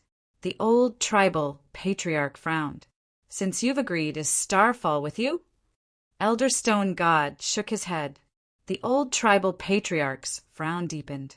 What does this old monkey mean? He's asking for help. He doesn't even have the slightest bit of sincerity. Elder Stone God bitterly smiled. Patriarch, don't be angry. You are old friends with my tribal patriarch. So how could you not know his personality? Although he is a bit cough cough, he likes to exchange tribal treasures with others. He is still a cautious person. The tribal treasures are hidden deep, and Starfall is especially deep. Even if we want to take it out, it will take some time. The old tribal patriarch covered his face and sighed. This was really shameful. Across from him, the elder of the Stone God tribe also had an embarrassed expression. He braced himself and said, But old tribal patriarch, don't worry. My tribal patriarch is working hard. Once Marquis Zhongwu arrives, he will definitely obtain it. He took a deep breath and suppressed his strange emotions. The old tribal patriarch wryly smiled and stood up. What else can we do? Let's go. I will bring you to see Marquis Zhongwu. But whether or not things will change will depend on your luck. Elder Stone God bitterly smiled. You must help put in a few good words for us. My tribe is sincere. The old tribal patriarch coldly sneered. This time, they waited for a moment before being received by Marquis Zhongwu. Patriarch, who is this? The old tribal patriarch said, Marquis, this person is Elder Stone God. You can call him Stone San. Sher San, who hadn't been called Sher San for many years, bowed. Greetings, Marquis Zhongwu. Qin Yu nodded. Elder Stone, please rise. It seems the patriarch has already conveyed my intentions to your Stone God tribe. Sher San respectfully said, Yes. My tribe is willing to offer Starfall as compensation to Marquis, but he looked over with a pleading expression. The patriarch sneered coldly. After a moment of hesitation, he decided to help explain the cause and effect of the matter. Hi, I'm not afraid that Marquis will laugh at me, but this old friend of mine really makes me speechless. It's his own treasure, yet he treats it as if it's stolen. Even taking it out is so troublesome. But this old man can guarantee to Marquis that the Stone God Division will not go back on their word. When Marquis arrives, you can directly get it. Seeing that Qin Yu didn't respond, the old patriarch clenched his teeth. This time, I will go with the Marquis. San Sher's face was filled with gratitude. He knew that the old chief of the Green Willow tribe had really gone all out to help. Qin Yu thought for a moment and slowly nodded. Since the old patriarch vouches for us, I naturally believe him. Then, I ask you two to wait a moment while I make some preparations. Sher San was overjoyed. Many thanks, Lord Marquis. The old patriarch stroked his beard, feeling proud of himself. Marquis, there is no need to be anxious. We will just wait. When Qin Yu stood up and left, Sher San turned and bowed. Old patriarch, you are truly worthy of being our Stone God Division's best friend. I truly have to thank you this time. The old patriarch faintly smiled. He lightly waved his hand. It's fine. I just happen to be a bit more familiar with Marquis Zhongwu. He was inwardly pleased with himself and felt even more gratitude towards Qin Yu. It was often said that when friends got along, they had to give and take. This was the way to go in the long run. If one blindly gave or blindly took, neither was the way to go in the long run. And several hundred years ago, when the Green Willow tribe suffered a calamity, the Stone God Division continued to help them for several hundred years. This was a great knot in the old patriarch's heart. If it weren't for this, then if it were anyone else, even if they were good friends, he wouldn't have worked so hard. The advancement of the Stone God Division's Totem Godstone was a grand event. If he helped in this aspect, then when the old patriarch saw his old friend in the future, he would be able to stand tall and proud. Although it seemed as if he was too greedy, the truth was that this was how true friends should be. When Qin Yu said he was preparing, that was only an excuse. He was only going to ask Little Meaty to see when it would be convenient for her to leave. He arrived beneath two large trees. Before he could speak, a branch fell in front of him and little Meaty walked down. She looked at Chinyu in front of her and frowned. Then she composed herself. "What is it?" "It's nothing." Little Meaty reached out a hand and beckoned behind her. "You too, come with me." Rumble, rumble, the earth shook and shattered. Countless thick roots pulled out from the ground, and the two large trees rapidly shrank. Finally, they were only the size of a fingernail. They jumped up and landed on little Meaty's earlobes, firmly clinging to them like two exquisite earrings. Chinyu frowned, a deep look in his eyes. "Is something wrong?" Little Meaty thought for a moment. She said, "I don't know, but I've been feeling a bit uncomfortable lately, as if something is about to happen." As she spoke, she looked up at the skies. Chinyu took a deep breath. "I will go and refuse them." "We won't go." Little Meaty shook her head. Her tone was calm and indifferent. "What will come will come. You can't avoid it. In short, you have to be careful." Chinyu's heart chilled. For little Meaty to reveal a bit of a lack of confidence, it could be seen that there was a great danger lurking in the unknown. Little Meaty lightly said, "Let's go." A moment later, several carriages left the camp. The news that the Stone God tribe had taken the lead and asked Marquis Zhongwu to help soon spread out. For a time, envy, jealousy, and hate swelled up like a raging tide. But towards the Green Willow tribe's choice, there was nothing they could say. After all, for these last several hundred years, the Stone God tribe had taken care of the Green Willow tribe. This was a matter that everyone knew about. Burning a cold stove had actually produced a massive lucky chance. This caused many Goliath tribe powerhouses to feel resentful. At the same time, their enthusiasm towards the Green Willow tribe became even higher. The Stone God tribe was indeed powerful, but within the western savage lands, there were many great Goliath tribes that could compare with them. Why did the desolate Marquis Zhongwu choose the Stone God tribe? The meaning behind this was obvious. As for why the great Goliath tribes were so impatient, the reason was simple. It was because no one knew how long the desolate Marquis Zhongwu's deal would last. Before this, when the Black Tower, Heavy Mountain, River Overlook, and Purple Forest tribes joined forces to threaten the desolate Willow tribe, the other Goliath tribes had remained silent. The four tribes were tyrannical in strength, but the most fundamental reason was that they also had similar suspicions. The Goliath and Desolate tribes had a blood feud that lasted for generations. They had fought each other for endless years and wished for the other to disappear, for their bloodlines to be severed. Would the desolate Marquis Zhongwu be so kind as to help the Goliath tribes advance their totems? Moreover, after he helped the Golden Crow tribe and the Green Willow tribe, he didn't encounter any trouble upon returning to the Western Desolate. Instead, he was even promoted.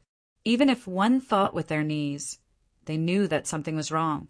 As for why the Holy Land would take the initiative to protect Marquis Zhongwu and what the cause and effect was, they couldn't guess and didn't want to guess. In short, inviting the desolate Marquis Zhongwu as soon as possible was the most important matter. Thus, the Green Willow tribe didn't fall silent because of the old patriarch's departure. Rather, it became even more lively. Generous gifts were sent in without any regard for their lives. They tried to find all sorts of connections and connections, shouting that if they didn't accept it, it meant that they were looking down on them.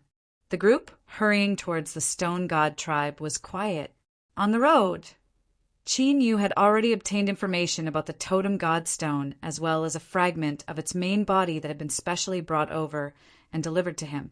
This fragment was the size of a knuckle and was pure black. Beneath the sunlight, it shimmered with a jade-like luster. Little Meaty had already taken a look and indicated that there were no problems. Although Chinyu never doubted Little Meaty's abilities, he still nodded. In fact, after Little Meaty told him that something was wrong, Chinyu's mind was in a highly vigilant state. As he played with the Totem God Stone fragment, Chinyu focused his senses, but he couldn't sense anything strange. Little Meaty glanced at him. Don't waste your energy. If you have the time, you might as well cultivate. She leaned back on a soft couch, her eyes half closed. With your current boundary, if something really happens, you won't be able to help. Qin Yu's eyes rolled back. He thought that outside the commander's tent in the border army, a powerful ruler realm assassin had been severely wounded by him. Little Meaty hadn't seen his current strength. Little Meaty coldly sneered. Fine, you're strong. If something happens, remember to stand in front of me. Qin Yu decisively refused. A person should know their own limits. Thank you, Miss Little Meaty, for reminding me, despite the harsh advice. Little Meaty rubbed her temples, a helpless look on her face. She thought that Qin Yu was becoming increasingly thick-skinned these days. She touched her earlobe. The earring attached to it emitted a faint green light, like rippling green waves. A sharp light flashed in Qin Yu's eyes. Before you left, what you said to me, was it a double meaning? Little Meaty changed her position, her back facing Qin Yu. Think about it yourself. Her curves were mesmerizing. Perhaps it was because he had drunk a great deal of wine during this time. But Qin Yu discovered that he couldn't control himself. This was really seeking death. Beads of sweat instantly appeared on his forehead. Qin Yu quickly looked away, closing his eyes and taking a deep breath. Little Meaty furrowed her eyebrows together, but deep in her eyes there was an imperceptible trace of smug satisfaction. 1 day later, they arrived at the Stone Divinity Tribe. The reason that they had been able to look after the troubled Green Willow Tribe for several hundred years was because the territories of the two tribes were extremely close. Otherwise, it would have been impossible for the two patriarchs to become friends when they were young. Outside the carriage, Third Elder Stone's respectful voice sounded out. Marquis Zhongwu, the patriarch has brought people to personally welcome you. The carriage door opened and Qin Yu stepped out. But a step ahead of him was the old patriarch of the Green Willow Tribe. He jumped onto the ground and walked over to the side of a thin old man. He raised a hand to measure the difference in height between the two of them and sneered, I haven't seen you for over 100 years, but your head hasn't changed at all. The thin old man rolled his eyes. How old are you? Aren't you childish? The little ones are all watching from the side. You old thing, you don't care about face, but I do. The people of the Stone Divinity Tribe had strange expressions. It was hard for them to endure. The old patriarch curled his lips. There are honored guests today, so I'll leave you some face. Go and get to know Marquis Zhongwu. As he spoke, he winked at the thin old man. The thin old man nodded. The old patriarch let out a breath of relief. He turned and laughed. Marquis, this is the patriarch of the Stone Divinity Tribe, Old Stone. Greetings, Marquis. The Stone Divinity Tribe patriarch, who was called Old Stone, bowed with a smile. Behind him, the barbarians of the Stone Divinity Tribe also bowed. Qin Yu smiled. Patriarch, there is no need to be so polite. Everyone, please rise. After a brief exchange of greetings, the Stone Divinity Tribe patriarch gestured with his hand. Everyone, please enter the tribe. We have already prepared a banquet to welcome our honored guests. Chapter 16:21. The banquet of the Stone God tribe was extremely smooth. Tribe leader Shurgan and a group of elders were all present. They expressed their gratitude to Marquis Zhongwu for coming all the way to help them. In short, he said a whole bunch of good things, making them feel at home, and everything was very appropriate. Of course, what was more important was that, at the beginning of the banquet, the Shurgan patriarch handed over the starfall he had just taken from the tribe's mystic land to Qin Yu.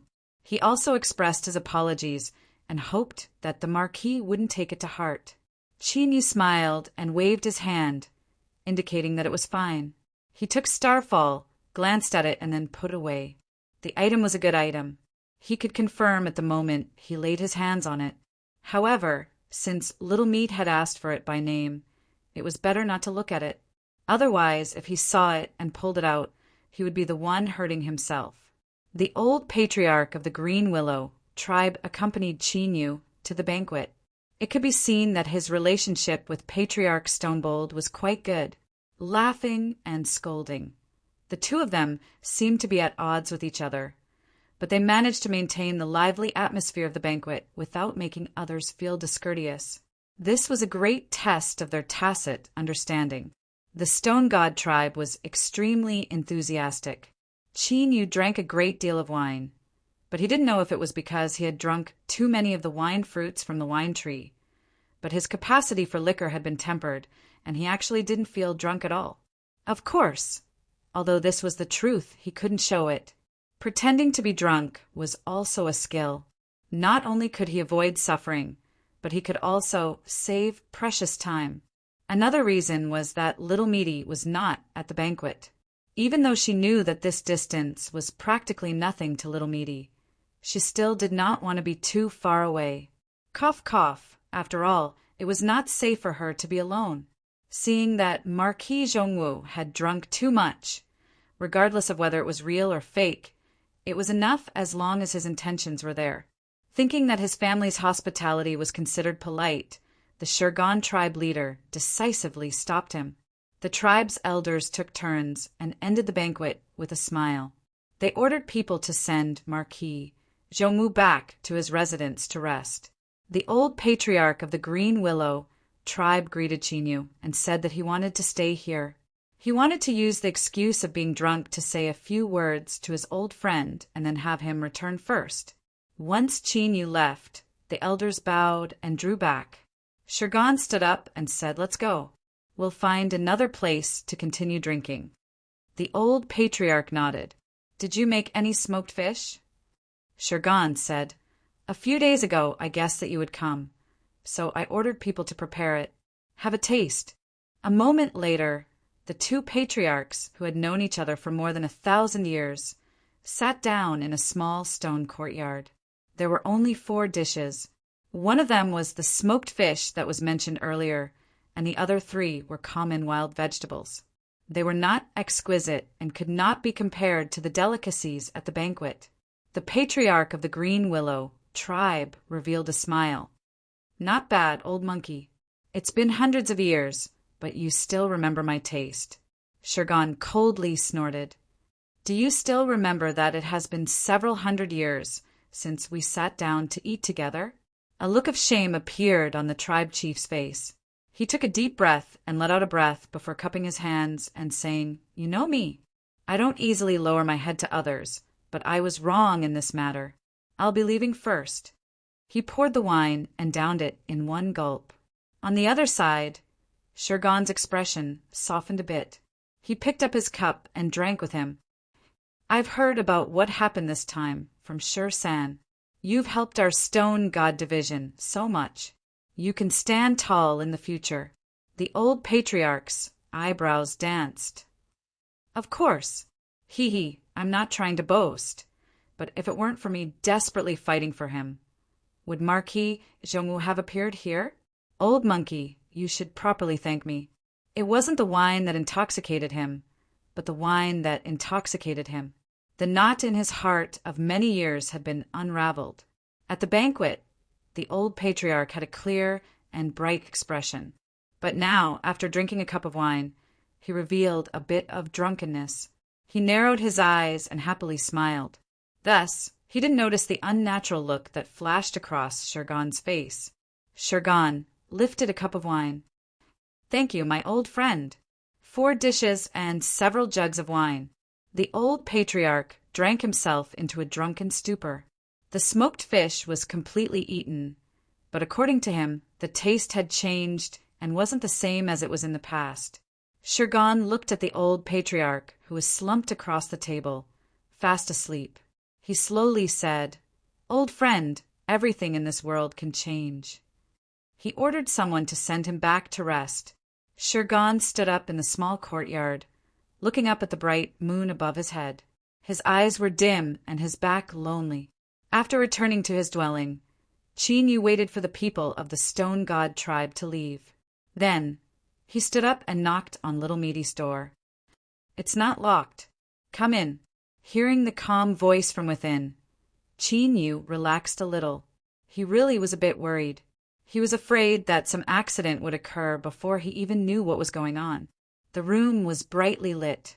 Whether it was the mine-dwelling or the imperial capital's Marquis Zhongwu mansion, it was similar. She didn't seem to like the dark. Little Meaty was drinking tea. He didn't know if it was because of the light or if it was just Qin Yu's imagination, but he felt that Little Meaty's outline had become incomparably soft. "I've obtained Starfall. I'll bring it to you and see if there are any problems." As he spoke, he took it out and placed it in front of Little Meaty. Within the room, countless starlight shined like threads of spring rain. It was filled with a mysterious and hazy sense of beauty. Starfall was a black stone the size of a child's fist. It wasn't conspicuous at all during the day, but at night it shined with starlight. Little Meaty looked at it and nodded. "There's no problem. The Stone God tribe doesn't have the methods to tamper with Starfall." Thinking for a moment, she said, "This piece of Starfall is very precious, at least to me it is. And the reason I was able to obtain it was indirectly because of your help. So, the old debts you owed me from before will be written off today. We can be considered even." Paying off old debts was originally something worth being happy about for Qin Yu, but for some unknown reason, a bit of restlessness gushed out from the depths of his heart. He took a deep breath and stared at Little Meaty. "Tell me the truth. Is there really a major problem? Even if you think I don't need to care about you so much, you should at least understand that I really can't do without your help right now. So, if there is anything you must tell me." Little Meaty shook her head. "You brat, consider yourself speaking the truth. But I've already told you the truth. At least for now, there isn't any problem." She waved her hand and began to drive him away. "Starfall is very useful to me. I'm preparing to eat it now. Hurry up and leave. Don't waste my time." Qin Yu took a deep breath. "I'm going to stand guard outside. Otherwise I won't be able to rest easy." Without waiting for Little Meaty to refuse, he turned and left. "That's right, you're right. With my current cultivation boundary, you might think I'm weak in the future. But when it comes to being on guard and warning, I am still competent enough. Don't drive me away. I won't leave even if you do." With a loud bang, the door slammed shut. Feeling Qin Yu's aura from outside, Little Meaty curled her lips. She picked up the Starfall on the table. As this thing fell into her hand, starlight began to shine. It was thick and viscous, as if it were tangible flames. As it burned, the pitch-black body rapidly decomposed, releasing masses of starlight. Little Meaty swallowed the starlight into her stomach and burped. She patted her belly and narrowed her eyes, revealing a satisfied expression. The strength contained within this piece of Starfall was far greater than she had imagined. After completely refining and absorbing it, it was enough for her to display some of her true abilities within a limited range. Qin Yu was still outside the door. Little Meaty was too lazy to bother with him. She walked over to the bed and closed her eyes, falling asleep. To some existences, sleeping was the best form of cultivation. This was a matter that left one envious but unable to obtain. The Stone God tribe's forbidden land was a place that Stonebold had marked out long ago to store the tribe's most precious treasures. Besides him, only 2 or 3 tribe elders had the qualifications to enter. After sending away the drunken Greenwillow tribe patriarch, he gazed at the moon for a long time. Then he suddenly felt something in his heart and walked into the forbidden land. Although it was called a forbidden land, the truth was that it was only a giant cave that led to the totem godstone. The space inside was enormous, and walking inside was like walking into an underground world. On the walls, there were special crystals that were naturally formed. In the darkness, they emitted a dazzling light of all colors. But now he didn't know whether it was an illusion or not. But beneath the brilliant light of the cave, there was actually a trace of gloom. "She has already eaten up the Starfall and is refining it," Stonebold slowly said. This was the only thing that the Stone God tribe had been able to accomplish in the last several hundred years after obtaining the Starfall from the heavens. This should have been an incomparably sad matter, but today it was incomparably crucial. There was no response, but Stone Bull didn't care. It was as if the only reason he came here was to speak these words to himself. He turned and left, vanishing from the cave's exit. I'm really curious now. Just who are you? A woman spoke up from beneath a voluminous black robe. She looked at him with a deep and probing gaze. A white-robed youth that was as handsome as a banished immortal rolled his eyes. We agreed to cooperate, but only this once. Don't even think about probing me. A light chuckle sounded out from beneath the black robes. Of course, you have the final say. She stood up. Then I will go see them now. The white-robed youth nodded. But as she turned and walked several steps away, he suddenly said, There is something I must remind you not to say. Otherwise, it is likely she will discover it. At that time, you will all die, and you will all die miserably. The black-robed youth paused for a moment. He nodded and walked away.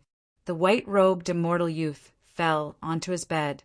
He hugged his blanket and rolled around, wrapping himself tightly in it. I'm so scared, so scared. I'm afraid I've gone crazy. I actually dared to join forces with these idiots to plot against that person. I have no choice but to go crazy. After so many years of suffering, I finally managed to open my eyes and see the world. If I don't knock down that great witch, how can I live a carefree and happy life? How can I ride a sword and ride a horse to the ends of the world? The white-robed youth was finally wrapped up in his blanket, leaving only his head sticking out. As he gasped for breath, he muttered, If I die, then I die. I have to try, otherwise I won't be willing. The night passed peacefully. Outside, Chinyu opened his eyes. He wasn't cultivating. Although he was a bit tired because of his nerves, his mind was still tense. Even so, a sharp light still surged in his eyes. He could sense that little Meaty was still sleeping. This caused his eyes to darken even more. For little Meaty to have no choice but to sleep to digest Starfall, it could be seen that this matter placed a certain burden on her. And the reason she was so impatient was because she didn't have absolute confidence.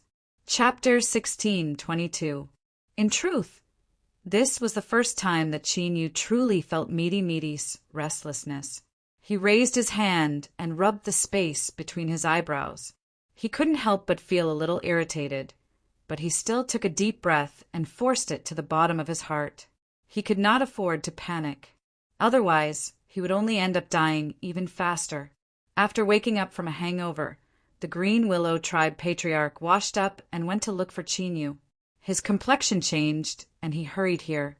When he saw Chinyu standing with his hands behind his back, he let out a long breath.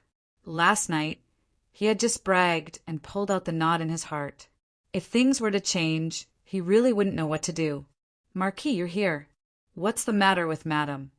Chinyu shook his head. I'm fine. I slept with the Madam last night. The old patriarch blinked, a teasing look on his face. Marquis is in such a good mood. It's really good to be young. At my age, even if my body is still fine, I don't have that kind of impulse anymore. Chinyu glanced at the old Green Willow Tribe Patriarch. He thought to himself, Your luck is truly good. It's just that little Meaty is currently sleeping. Otherwise, if you heard these words, you would have died. However, he wasn't sure if little Meaty would still be able to sense the outside world after falling asleep. After all, things like common sense didn't apply to little Meaty. With a light cough, Chinyu changed the topic. Patriarch, why are you looking for me? Did the stone god tribe urge me? The old patriarch waved his hand. No. Last night, after the Marquis left, I drank a lot of wine with the old monkey. He's as drunk as mud, and probably hasn't woken up yet. Humph! A cold laugh echoed in his ears. Sure Gon was expressionless. Old blockhead, you're already so old, yet you still love to boast. A trace of embarrassment appeared on the patriarch's face as he grinned. Old monkey, you've gone too far. The Marquis worked hard last night, and you're rushing him so early in the morning. Aren't you being too insensible? Qin Yu took a deep breath. He thought that it was fine if you liked to brag, but your ability to court death is truly extraordinary. Just now, he had already sensed a slight change in the aura of little Meaty in the room. It was hard to say if he had heard the first sentence, but this time he had most likely heard it. A moment of silence for the old patriarch. Shirgan coldly sneered, completely ignoring him. He cupped his hands together and said, "Good morning, Marquis. This old man only came here to invite you to enjoy my tribe's spectacular sunrise. I have no intention of rushing you. After all, the totem god stone has been stuck at a bottleneck for over 200 years. There's no harm in waiting a few more days." As soon as his voice fell, a loud dong suddenly rang out from somewhere far away in the stone god tribe's encampment, and the ground beneath his feet trembled. Shirgan's face instantly revealed a trace of embarrassment. The old clan leader laughed out loud, his face full of mockery. "It seems like your words, as the clan leader, aren't that effective. Hiske, hurry up and take it back, or else your family's totem god stone will drown you in its spittle." "It's fine. The totem god stone is old now, so it's more like a child. I've made Lord Marquis laugh at me." Stonebold's expression returned to normal. "I wonder if the madam has woken up yet? The sunrise is about to begin, and today is a day of full colors. If you miss it, you will have to wait another month.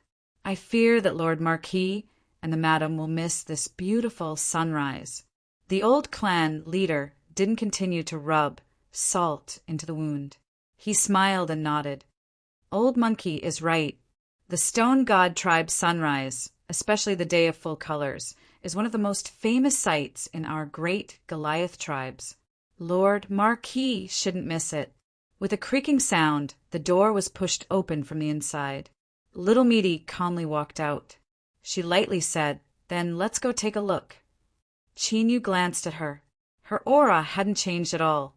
He hesitated for a moment and then nodded. Shirgan reached out a hand. "Lord Marquis, madam, please follow me." After taking 2 steps forward, he coldly snorted. "As for the other person who came to make up the numbers, if he's willing to come, then he can also come." The old clan leader smiled in satisfaction. "Old Monkey, at least you know what to do. Otherwise, I would have made you completely drunk tonight." Shirgan remained expressionless. "Will you die if you don't brag?" Little Meaty ignored the bickering between the 2 clan leaders. She was the first to leave. Qin Yu smiled apologetically. He didn't explain anything. He quickly walked beside her. "How is it?" he asked in a quiet voice. Little Meaty nodded. The reason that the Stone God tribe sunrise became a popular sight amongst the great Goliath tribes was because of special geographical factors. The tribe station was located on a massive rocky beach. Countless large and small stones were either completely exposed or half buried in the ground. In the early morning, 9 suns leapt out from the earth and the first ray of light sprinkled down. Because of the angle, the light shined on these stones, causing them to reflect a brilliant halo of light. It could be called a spectacular sight. In particular, on this day of the month, the totem god stone would breathe in and out, causing the destiny of the surrounding land to circulate, making the scene even more beautiful. Countless Goliath tribesmen came to watch, but most of them could only watch from afar, not daring to approach the station of the stone god tribe. After all, every month when the totem god stone breathed in and out, the stone god tribe would be vigilant and on guard to avoid any accidents. And in truth, the best observation point was at the peak of the mountain where the totem god stone lived. From there, one could overlook the entire land. They smoothly climbed to the peak. Not long after everyone stood still, a gust of wind blew away the clouds. The 9 suns leapt into the air at almost the same time. The early morning sunlight sprinkled down, illuminating the land. Countless large and small stones reflected light. All sorts of colors gathered together and fused together, forming all sorts of wonders. It was like the most gorgeous fireworks in the world. Suddenly, the phantom of a city appeared amidst the countless colors. It was incomparably clear, and one could even see people walking to and fro in the city. At this time, a 100,000-foot-long dragon suddenly broke into the scene. It roared as it flew over the city, casting a massive shadow over the ground. However, the people in the city seemed to have long since grown accustomed to this scene. Most of them merely raised their heads to take a glance before continuing on with their own business. The Green Willow tribe's patriarch's eyes widened, and he cried out, "Divine Dragon City!" It's actually Divine Dragon City. I never thought that after 1,000 years I would be able to see the shadow of this ancient city again. His expression was excited and his face flushed red. Qin Yu didn't know what Divine Dragon City was, but he keenly sensed that at this moment Midi was momentarily absent-minded. He turned his head, a questioning look in his eyes. Midi shook her head, indicating that she was fine. Shurgan smiled faintly and said, "Lord Marquis and Madam are truly honored guests. The mirage of the Gravel Sea has only appeared 3 times in the past 1,000 years. The Divine Dragon City's image has only appeared today. I heard that those who can see Divine Dragon City will obtain the protection of an invisible, draconic energy. In the future, everything will go smoothly." After a brief pause, his smile widened. "It looks like the advancement of my tribe's totem godstone is almost certain." Qin Yu thought for a moment. He asked, "Captains, may I ask what the story behind Divine Dragon City is?" Shurgan's eyes lit up with surprise. He looked at the Green Willow tribe's patriarch and said, "Let him explain this matter." The old patriarch said, "In the past, I specially looked through the ancient records of Divine Dragon City, so I do know more about it." He lifted a hand and pointed. "In the legends, 100,000 years ago, a grand and majestic city once appeared in this world. It was built by a true dragon. How should I say it? The meaning of a true dragon is similar to the destiny spirit of the world.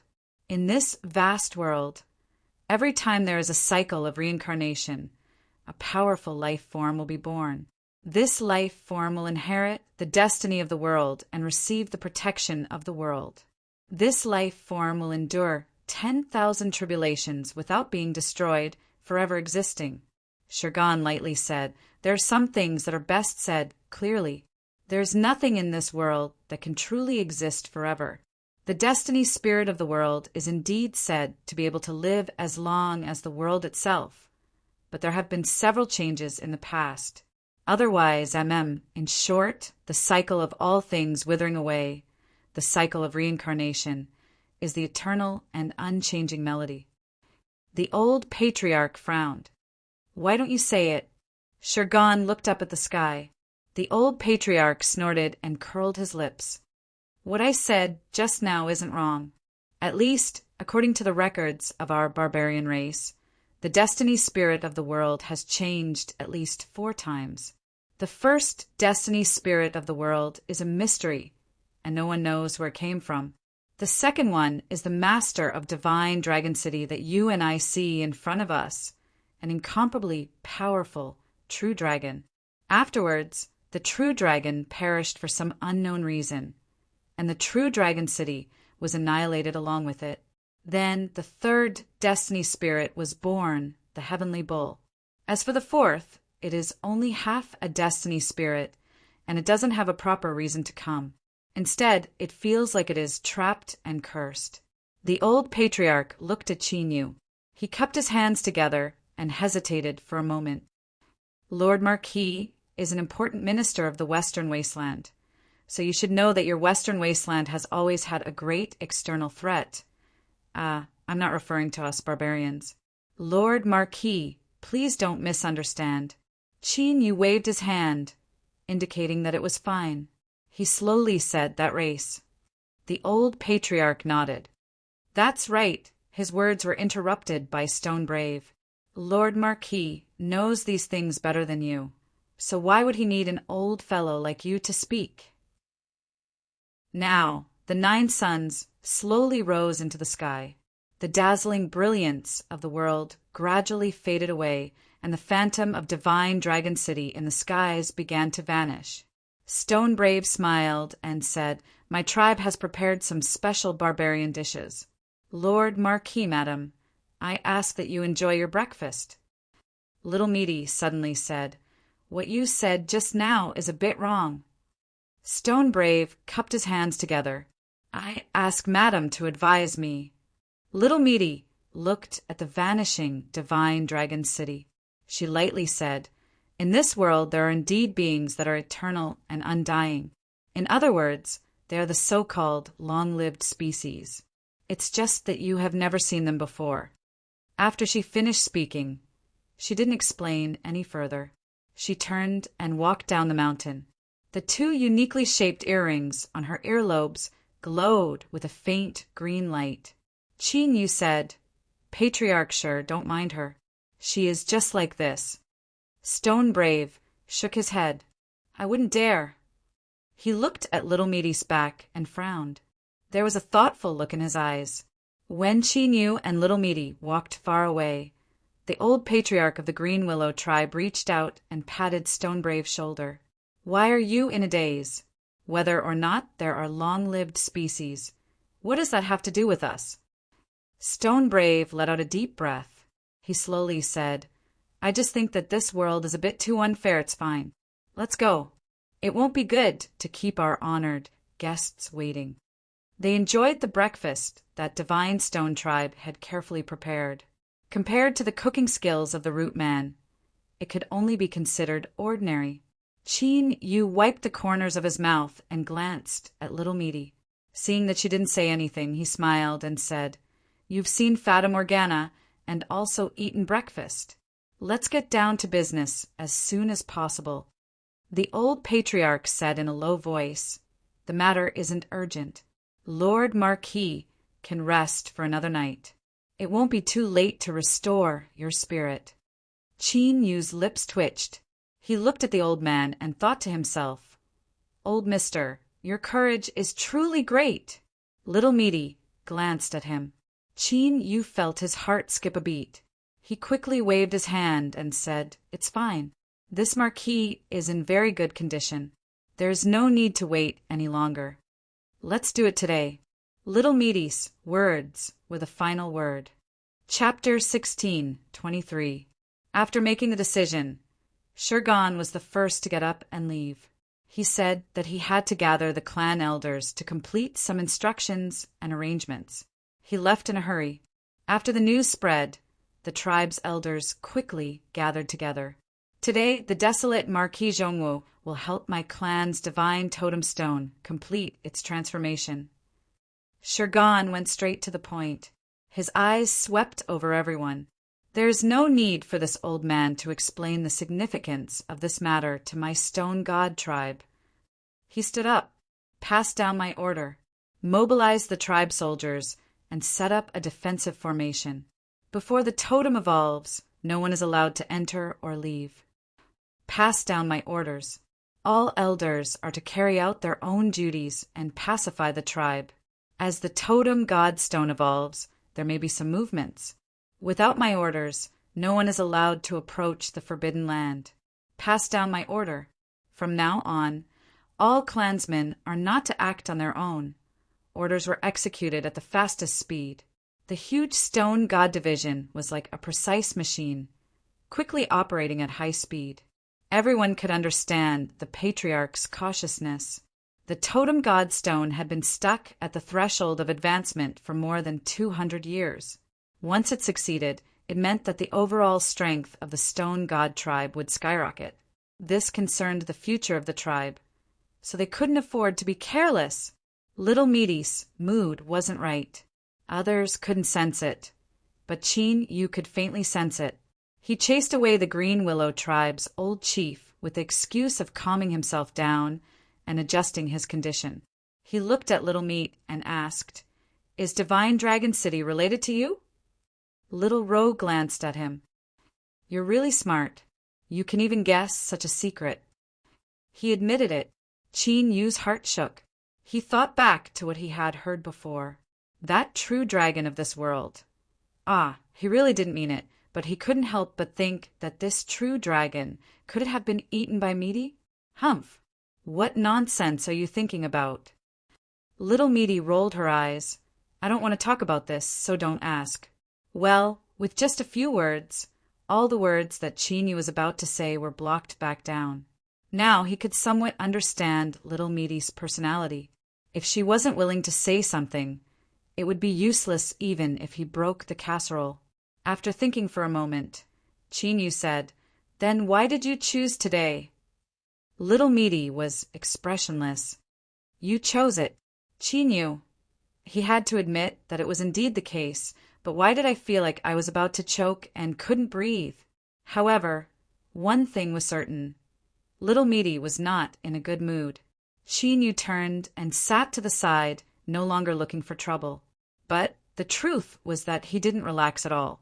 An hour later, Shergan personally arrived. He respectfully bowed. Marquis, madam, my troops have finished their preparations. Please follow me. The old chief of the Green Willow tribe was not here, which was reasonable. It was related to the promotion of the totem of the Stone God tribe, so it was inappropriate for an outsider to be present. After all, they were close. But it didn't mean that they didn't need to avoid arousing suspicion. The encampment of the Rock God tribe was almost cleared out. Only the old tribe leader was leading the way. Looking around, there was no one else.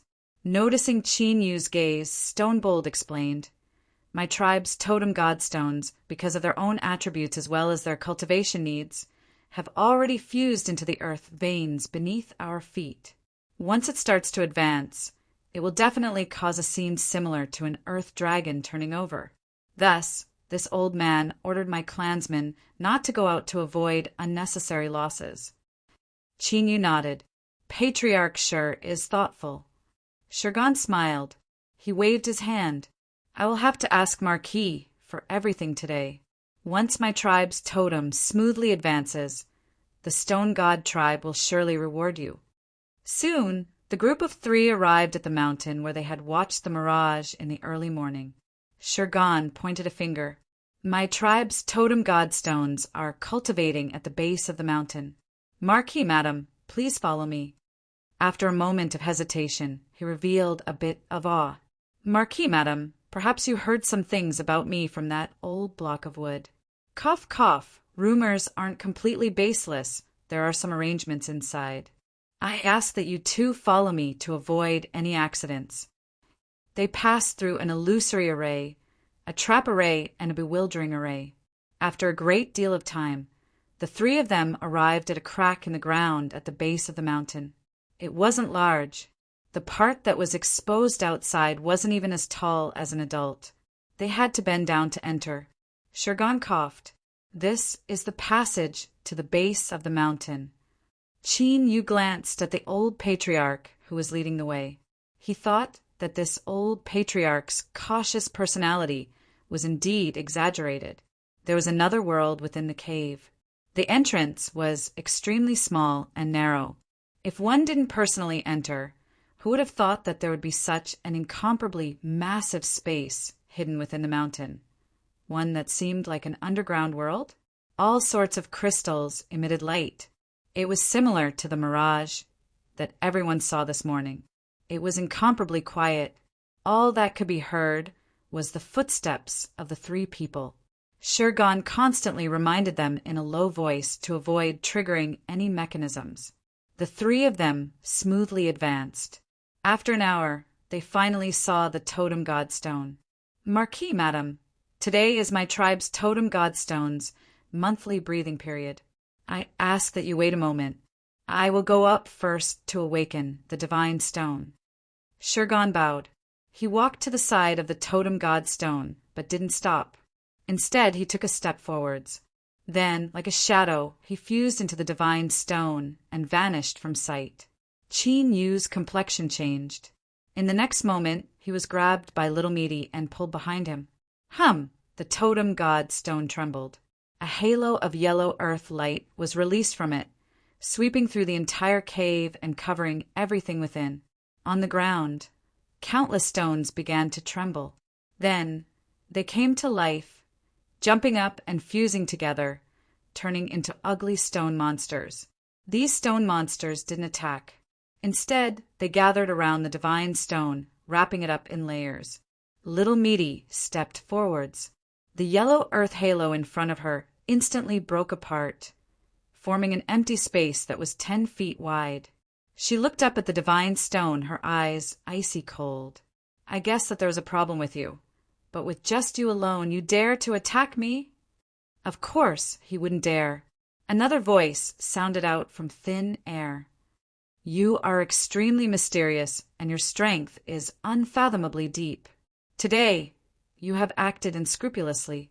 I have been disrespectful. Little Meaty coldly sneered. Hiding your head and showing your tail in front of me. Are you sure you won't die? She lifted a hand and pointed out a finger. With a puff, space shattered and a black hole appeared. A pained cough came from the black hole. Then there was a roar of anger. Attack! Kill him and you will obtain your freedom. Schwa, schwa, schwa. Figure after figure appeared out of thin air. All of them were hidden beneath black robes, revealing only a pair of eyes that were icy cold and wooden. Without any hesitation, these people attacked at the same time towards Chinyu. That's right. All of their attacks avoided Little Meaty. Their goal was clear. They wanted Chinyu to die here. All sorts of supernatural powers blotted out the skies. The weakest amongst them were at the ruler level, and 2 of them were high-level ruler powerhouses. They were stronger than the assassin that had tried to kill Chinyu outside the commander's tent. Although Chinyu had severely wounded that assassin, that was only one person. And now there were at least 10 people in front of him. Quantitative change would eventually lead to qualitative change. If 10 rulers joined forces, it wouldn't be difficult to kill an extreme ruler. Chinyu's complexion paled. He thought that something was wrong. Little Meaty had clearly sensed that something was wrong ahead of time. So why were these people targeting him? But it was clear that no one would give him an explanation. At this time, the gauze that had been covering Little Meaty's eyes suddenly vanished from sight. With a single glance, she was able to see everything that had happened. It seems like not eating you directly was a mistake. Little Meaty muttered to herself without hesitation. She flicked her sleeves, and great waves appeared in the void, shattering all of the incoming attacks. The assassins that had appeared out of nowhere were like large fish in the sea. They were forced back. She hadn't killed anyone. It wasn't that she couldn't, but that she couldn't. The other party had already discovered her flaw. Her best choice now was to leave this place. But since they dared to let Little Meaty see what had happened today, it would likely be difficult for her to escape. She had to try. Little Meaty stomped her feet. The entire cave violently shook and a wild strength rumbled into the earth. Bang, bang, bang. The stone golems that surrounded the totem divine stone suddenly shattered in great numbers, exploding into powder. Kacha! A crack appeared on the surface of the divine stone. Stonebold's face appeared, a pained expression on his face. But soon an earthen yellow light surged and the crack disappeared. The shattered stone golems condensed once more, filling in the empty space. Little Meaty's eyes fell on the divine stone. Stonebold's face twisted and he screamed in pain. He closed his eyes, but blood still gushed out from them. And at this time, the assassins that had been forced back had already rushed forwards once more. Little Meaty stomped her feet again. The cave shook once more, and the assassins that rushed forwards were sent flying away once more. This time, their injuries were lighter. In fact, it could be said that they weren't injured at all. They were wrapped up in a gentle strength. If I don't kill anyone, what can you do? She looked up at the totem divine stone. I want to see just how long you can last. Bang! Another heavy stomp landed. The stone golems were shattered and cracks appeared on the totem divine stone. Stonebold roared out in anger, "Hurry up and attack!" He discovered that he had underestimated the strength of this Marquis Zhongwu's madam. If things continued like this, At most 3 or 5 stomps would be enough to forcefully shatter the imprisonment that he had laid down using the entire earth vein as the price. At that time, he would certainly die a cold death. Suddenly, the eyes of the black-robed assassins turned blood red, and a wild aura broke out from their bodies. Ah! They roared out in alarm and anger, mixed with pain. But soon, all that was left over was brutality and destruction. There wasn't the slightest bit of sobriety left in them. With loud howls, they wildly rushed forwards. Their crimson eyes widened as they stubbornly stared at Chinyu. Little Meaty's eyes turned even colder. She reached out a hand and pulled Chinyu into her bosom. In the next moment, terrifying explosions rang out like billowing thunderclaps. You didn't have time to enjoy the warm and fragrant taste of jade. He only felt dizzy and his chest tumbled in his chest. 14 ruler-level powerhouses had all blown themselves up and died. Little Meaty's face paled, but she didn't move. Instead, her expression became increasingly indifferent. What does exploding themselves to death have to do with me?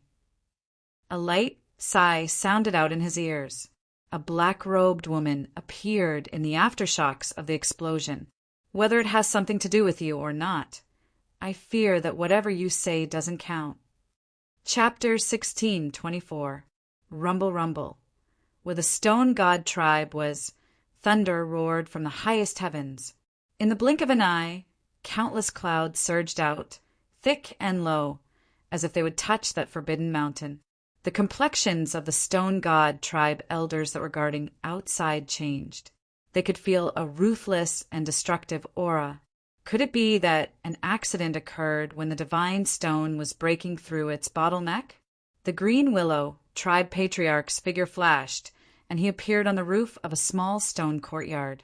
He looked at the place where the thunderclouds had fallen, his eyebrows furrowed and his face heavy.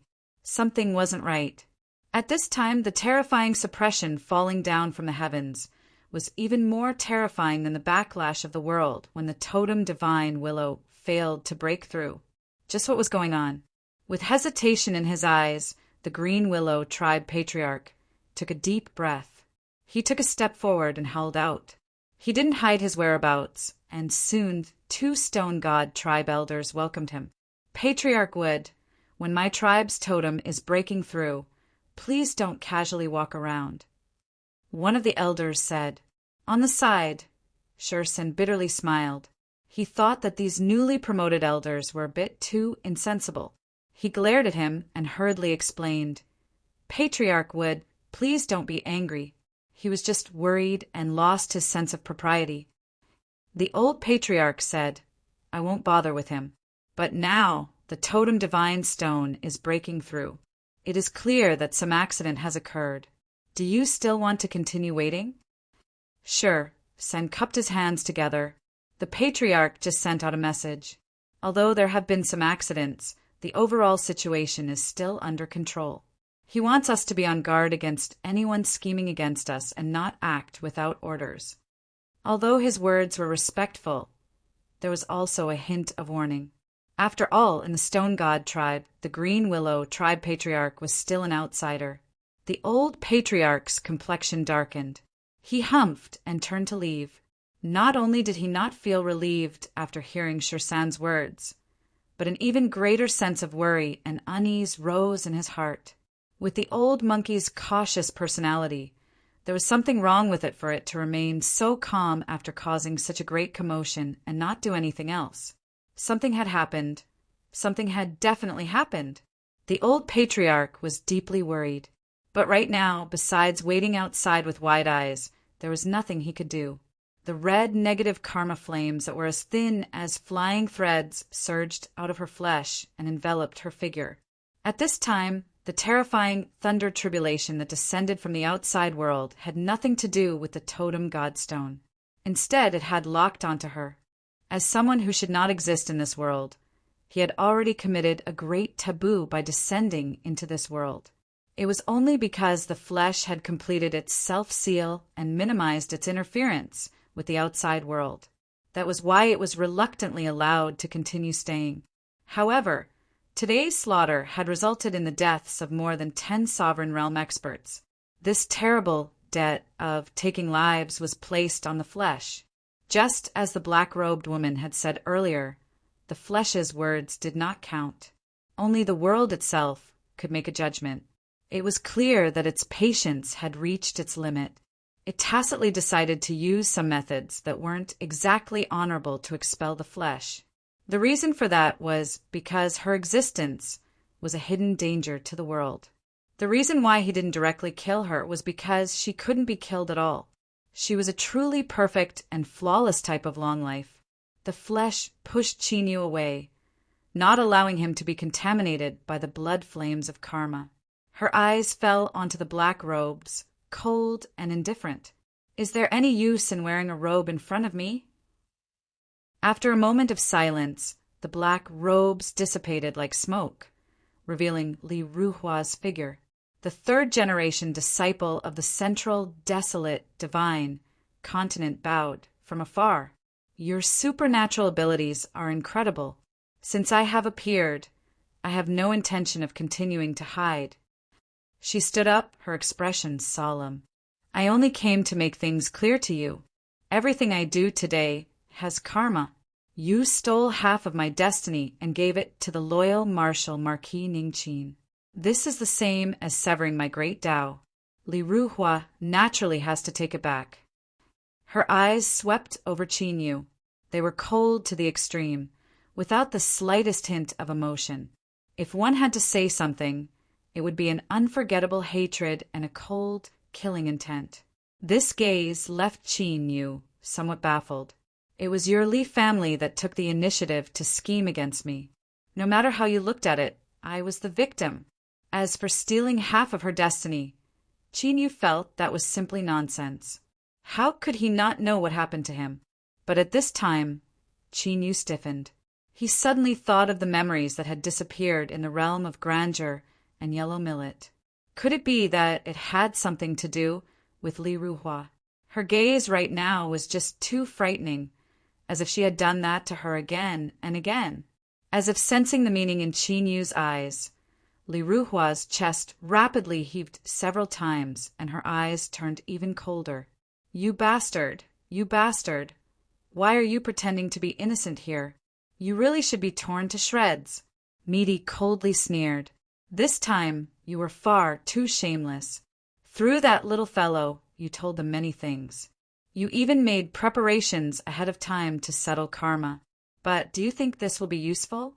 Or do you really not fear death? Although the words used were the same, they were referring to different things. Li Ruhua paled. To die now, or to wait for death in the future, there is no difference. I would rather give it my all. The mortal body's eyes were ice cold, and her lips curved up in a sneer. Although her eyes didn't change, her temperament was like an empress looking down on the world with disdain. Then I will help you. Bang, Meaty punched out. Li Ruhua's complexion changed. But before she could respond, she was like a ripe fruit that exploded in the air. Blood splashed out, and pieces of flesh and bone flew into the air. Who? Blood karmic flames gushed out from within Meaty's body.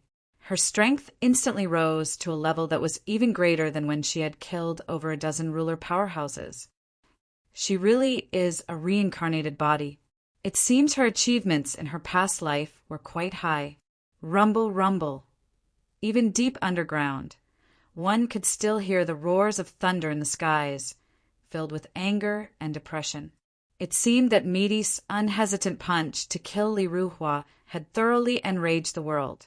Beneath the blood karmic flames, Meaty's complexion paled, but her eyes were bright. She looked up, seeming to pierce through all obstacles and stare into the skies. What are you shouting for? Do you think the louder you are, the more reasonable you are? If you have the ability, then act like a man and attack. Bang! A terrifying pillar of thunder instantly fell down from the clouds, faster than lightning. In the blink of an eye, it smashed into the stone god tribe's forbidden mountain. Ah! From within the totem god stone, pain screams echoed out. Countless cracks appeared, covering every inch and corner of it. The ugly stone monsters surrounding the god stone were instantly smashed into pieces by the lightning. But what they withstood was only the aftermath of the thunder. Nearly all of its strength had crashed into Meaty's body. Within the dark, red blood karmic flames, countless bolts of thunder leapt about. Crackling sounds constantly rang out, each one representing an extremely terrifying destructive strength. Meaty's complexion paled even further. Her lips curved up in a smile. So many years have passed, and you still haven't made any progress. You really don't have enough brains, brother. She flicked her sleeves and grabbed onto Chinyu. Then she shot into the skies. Heavenly thunder rumbled through the channel as she rushed out of the forbidden mountain. At this moment, the Green Willow tribe patriarch's eyes widened. Although he was far away, his eyesight as a cultivator allowed him to clearly see that the people that rushed out of the Pillar of Thunder were Marquis Zhongwu and his wife. Just what had happened? Why was it like this? Stonebold's resentful and angry roars echoed out from deep underground. The Forsaken have plotted to harm my tribe's totem, and their plot has been exposed. All members of the Stone God tribe heed my orders. Kill them at all costs. The old patriarch's eyes widened. He could feel his ears ring and his mind go blank. The elders of the Stone God tribe were dazed for a moment before a cold light gushed out from their eyes. They didn't doubt the patriarch's words at all. Of course, what was more important was that all of them could clearly feel the anger and weakness of the totem godstone. It even gave them a feeling that they were on the edge of death, a feeling that they could fall into a great fear at any moment. Kill the Forsaken. With a roar, the first Stone God tribe elder shot into the skies. His body was covered in crimson blood flames, and he was wrapped in layers of lightning. His aura was like the flesh of a demon god, but his eyes were calm. She didn't do anything. She just looked down at Elder Stone God, who was rushing over with a face full of resentment. With a bang, he exploded into pieces on the spot, turning into a crimson blood mist. Then he was devoured by little Meaty. She licked the corners of her lips and muttered, "It's really been a long time since I've enjoyed the pleasure of recklessly slaughtering people." Deep within Meaty's eyes, traces of blood red appeared. It wasn't thick, but at this moment, Chinyu felt as if he were facing two boundless seas of blood. He took a deep breath and said, "Meaty, don't be controlled by your instincts. The more you kill, the greater the trouble will be." Meaty turned her head and glanced at Chinyu. "I know, but it's already too late." Bang, bang! Two more Stone God tribe elders that shot into the skies exploded in the air. Blood fog approached Meaty and fused into her body. It was like she was an endless black hole that swallowed up blood. Rumble, rumble. Above her head, the thick clouds became increasingly dark, as if yin and yang of day and night had been reversed. The entire world was covered in pitch-black darkness. With a loud explosion, endless lightning surged, covering every inch of the clouds. An even more terrifying pillar of lightning crashed down towards Meaty. She lifted a hand and grasped downwards. A massive blank appeared in the battle formation of the Stone God tribe. All of the Goliath warriors and mounts within range were turned to powder. In the next moment, a giant bead of blood appeared in her hand. As Meaty sneered, it rapidly stretched out, turning into a giant blood umbrella. She held the umbrella in her hand. No matter how the endless thunder struck down, it couldn't take a single step forwards or touch her body. "Meaty!" Chinyu roared. In the end, he was the Goliath sovereign. Meaty had no expression. A blood-red light swirled in the depths of her eyes. "If they don't die, you will die." Chinyu's heart violently shrank. Meaty's hand held up the blood umbrella, withstanding the violent bombardment of heavenly thunder. As it trembled, it constantly evaporated, causing massive amounts of blood fog to rise up. The blood umbrella itself also became increasingly dim and thin. Without waiting for it to shatter, Meaty's hand grasped the earth once more. Rumble, rumble. Countless stone god tribe warriors instantly died. After the bead of blood fused into the blood umbrella, it instantly restored to its original state. Meaty looked up at the clouds above. She muttered, "No matter how long you want to play, I will accompany you to the end. But he is my bottom line. Don't take an inch and take a foot. Otherwise, you should be well aware of just what sort of strength a long-lived being can erupt with after their great Tao is severed."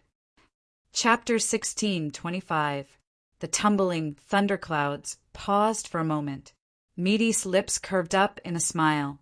"That's right, that's how it is. We all need to know our limits in order to live a better life." Bang! As if enraged by her provocation and warning, a third pillar of thunder came crashing down. Meaty reached out her hand once more. She grabbed the lives of tens of thousands of barbarian warriors and condensed them into beads of blood that fused into the blood umbrella. The corners of her mouth were still smiling, and it was even more brilliant than before. The endless negative karma flames had already enveloped her completely, and only a very soft voice slowly came from within. "It seems like you don't believe what I said just now." "Kacha!" A light sound came from within Meaty's body. At this moment, her aura was instantly restrained. She was like a stone, a wooden stake, without the slightest fluctuation. But at this moment, everyone could clearly feel the despairing and ruthless suppression of destruction that came from her. It was enough to destroy all, even the world itself was included. The thunderclouds above fell silent. In the next moment, they rapidly dissipated. In just several breaths of time, they vanished from sight. A great sun appeared. It sprinkled down warm light that shined on the bodies of the stone god tribe, making them feel as if they had been separated from the world for a lifetime. If it weren't for the blood karma flames still burning above their heads and the arcs of thunder that hadn't completely dissipated, one would have suspected that everything just now was just an illusion. But in the end, it wasn't. The entire stone god tribe had withstood the shock waves and was nearly completely destroyed. Less than 20% of the tribal warriors that formed the battle formation remained. As for the others, they were turned to powder by Meaty's 3 grabs. Their bodies and souls were destroyed, forever vanishing from the world. As for the ordinary tribesmen, the number of casualties was over 10 times or even more. Were they in the wrong? Not necessarily. Perhaps, even in death, they wouldn't know what had happened. But the stone god tribe's patriarch Stoneforge had already chosen death for them. This was probably the sorrow of the weak. They couldn't decide their own birth, and even their own death was controlled by others. Schwa, Meaty turned and walked away. With a single step, she vanished from sight. The Green Willow tribe patriarch's face was deathly pale. He stood in the mess, his body tottering. She disappeared and reappeared. Meaty was already far away from the stone god tribe. It was unknown what she had done, but the blood karma flames around her were forcefully suppressed. Cheen Yu looked at the deathly pale face in front of him. As he thought about how many barbarians had died in stone god tribe today, his complexion became extremely complex. Ro sneered. "Although the name of the barbarian emperor is not bad, but don't take it too seriously. Let alone killing tens of thousands of people. So what if he killed millions of people? Only when you are alive will everything have meaning. Remember this in the future. Don't look for trouble for yourself." Cheen Yu took a deep breath. "Let's not talk about this. How are you right now?" "I'm fine. Speak the truth." Little Meaty was silent for a moment, then said indifferently, "I'm leaving." Cheen Yu frowned. "That's it," Meaty said. "For the next period of time, I will fall into a deep sleep and will not be able to continue descending. Fortunately, the debt between us has already been settled. Otherwise, I would have suffered a great loss if I couldn't collect the debt. I would have been so upset that I wouldn't have been able to sleep." Cheen Yu took a deep breath. "How long?" Little Meaty glanced at him. Before she could speak, Cheen Yu interrupted her. "I want the truth." Pursing her lips, she slowly said, "It might take a long time, but I won't die. I'll definitely be able to come back. So, Chinyu, you must try your best to live on. You must live for a very, very long time. Don't wait for me to come out and find that you have already died without even a soul fragment to be found. Chinyu frowned. If that was the case, then it really would be a very long time. It was so long that they might never see each other again. Looking at Midi opposite him, for some reason, a trace of sorrow suddenly gushed out from the depths of his heart.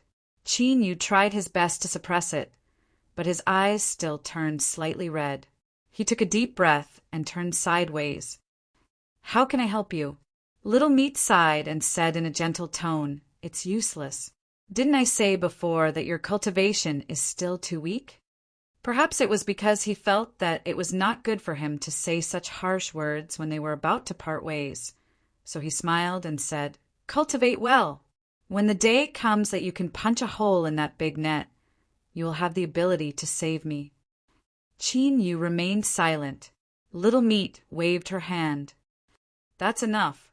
I really don't have much time left. There are some important matters that I need to quickly explain to you. The first matter is in Nank and Golden Millet. I left something for you. When you truly fall into a hopeless situation and have no choice but to die, you don't need to despair.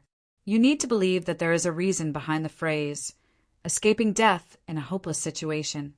The second matter is that the Lord Ruler beside you is not ordinary. Really, this is already the highest level of evaluation I can give him. Besides that, there is one more thing. There might be some connection between me and this Lord Ruler. I can't say for sure, and I'm not too sure myself. In short, you need to pay more attention to her. If she really is an existence similar to me, she might not have my patience. The third matter is that you must carry the treasure that I forged for you in the imperial capital with you. That way, even if you were to truly reincarnate, I would still be able to find you. Perhaps I might even be able to help you regain your memories of this life. Finally, let me satisfy your curiosity. I am indeed familiar with Divine Dragon City, because that is the only true dragon in the world. Strictly speaking, he can be considered a pet that I raise. Little Meat's smile was brilliant. She waved her hand, and the traces of suppressed blood flames drilled out once more. I have to go. Goodbye, Chinyu. Hold on.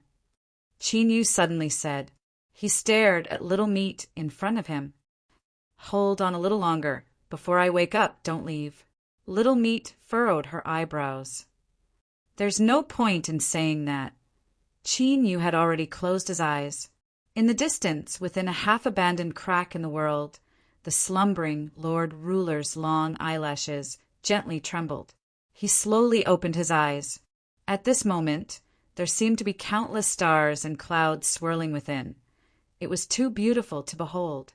After a brief daze, she suddenly lifted her hands and clutched her head. Chinyu, little Chinyu, are you poisoned? Why do you always have to come and disturb my sweet dreams? As she spoke, she clenched her teeth. She wished she could reach out and grab that stinky brat and beat him up. The Lord Ruler struggled to get up. He rubbed his eyebrows. Even I think this matter is tricky. Why do you care? She won't die. At most, she will sleep for a period of time. She will eventually come out. If you interfere and aren't careful, you might really die. She lifted a hand and tapped her forehead, her face full of anger. You can't even understand this? I think you brat. You've forgotten your life in the face of love. Do you really want to die? The Lord Ruler lay down on his back. I don't care. I don't care about this. Do whatever you want. She closed her eyes and covered her ears, but she couldn't block it at all. With a scream, she jumped up and put her hands on her hips as she cursed. You bastard, I'm warning you, don't go too far. After all, I am you. If you really annoy me, I'll settle this debt with you. She flicked her sleeves and sealed off this half-abandoned crack in the world, cutting off all perception. Humph, humph. If you want to save someone, look at yourself first. Unless that person beside you takes action, no one will succeed. Chinyu opened his eyes. Meaty in front of him had already been wrapped up in the blood flames of karma. She had retreated far away, the world around her fiercely twisting. She could clearly feel that this twisted world was releasing a formidable, repulsive strength that wanted to force her out of this world. I have a way to help you. Trust me, take me with you. Qin Yu roared out loud. In the blood flames, Midi rubbed her temples. Don't make a fuss. You can't go to my home. External objects cannot enter or leave, but souls are an exception. As long as you are willing, you can take me in. Midi frowned. Qin Yu, have you thought it through? If we go there, we will die without a doubt. Qin Yu shook his head. I won't die, and neither will you. He stepped forwards. After a long slumber, you will indeed wake up and descend upon this world once more. But at that time, you might not remember me. Before, you said that you wanted me to take the treasure refined from the startling cicada's wings and the shedding of a jellyfish. You wanted to find me after you forgot, right? In the blood flames, Midi's eyes widened. Qin Yu smiled. Are you surprised? You see, I even know these secrets, so I definitely wasn't speaking nonsense. You don't have time. If you stay here any longer, you will suffer even greater injuries. Take me home with you, and I will definitely be able to bring you back. Midi mumbled. I'm not forcing you. This is something you are willing to do. She lifted a hand and grasped forwards. Qin Yu's soul instantly left his body. Before he could feel anything, his field of vision fell into darkness. In the next moment, the blood flames vanished. Midi and Qin Yu fell to the ground, both of them unconscious. A moment later, the cry of a sword came from afar. With a swoosh, Baiji fell in front of the two. She hurried over to Midi's side. She knelt down on the ground and held her in her arms. After sensing for a moment, her complexion turned icy cold and her eyes erupted with icy killing intent. Although I don't really like this loyal marquis who only knows how to eat his meals, I advise you not to do anything. If he dies, I will definitely die as well. At some unknown time, the sword-bearing youth called Dog Leftover had appeared at her side. His face was pale white, and he looked as if he only had half a breath left. Baiji looked up. The only thing that was revealed was a cold chill. You want to stop me? Dog Leftover coughed several times.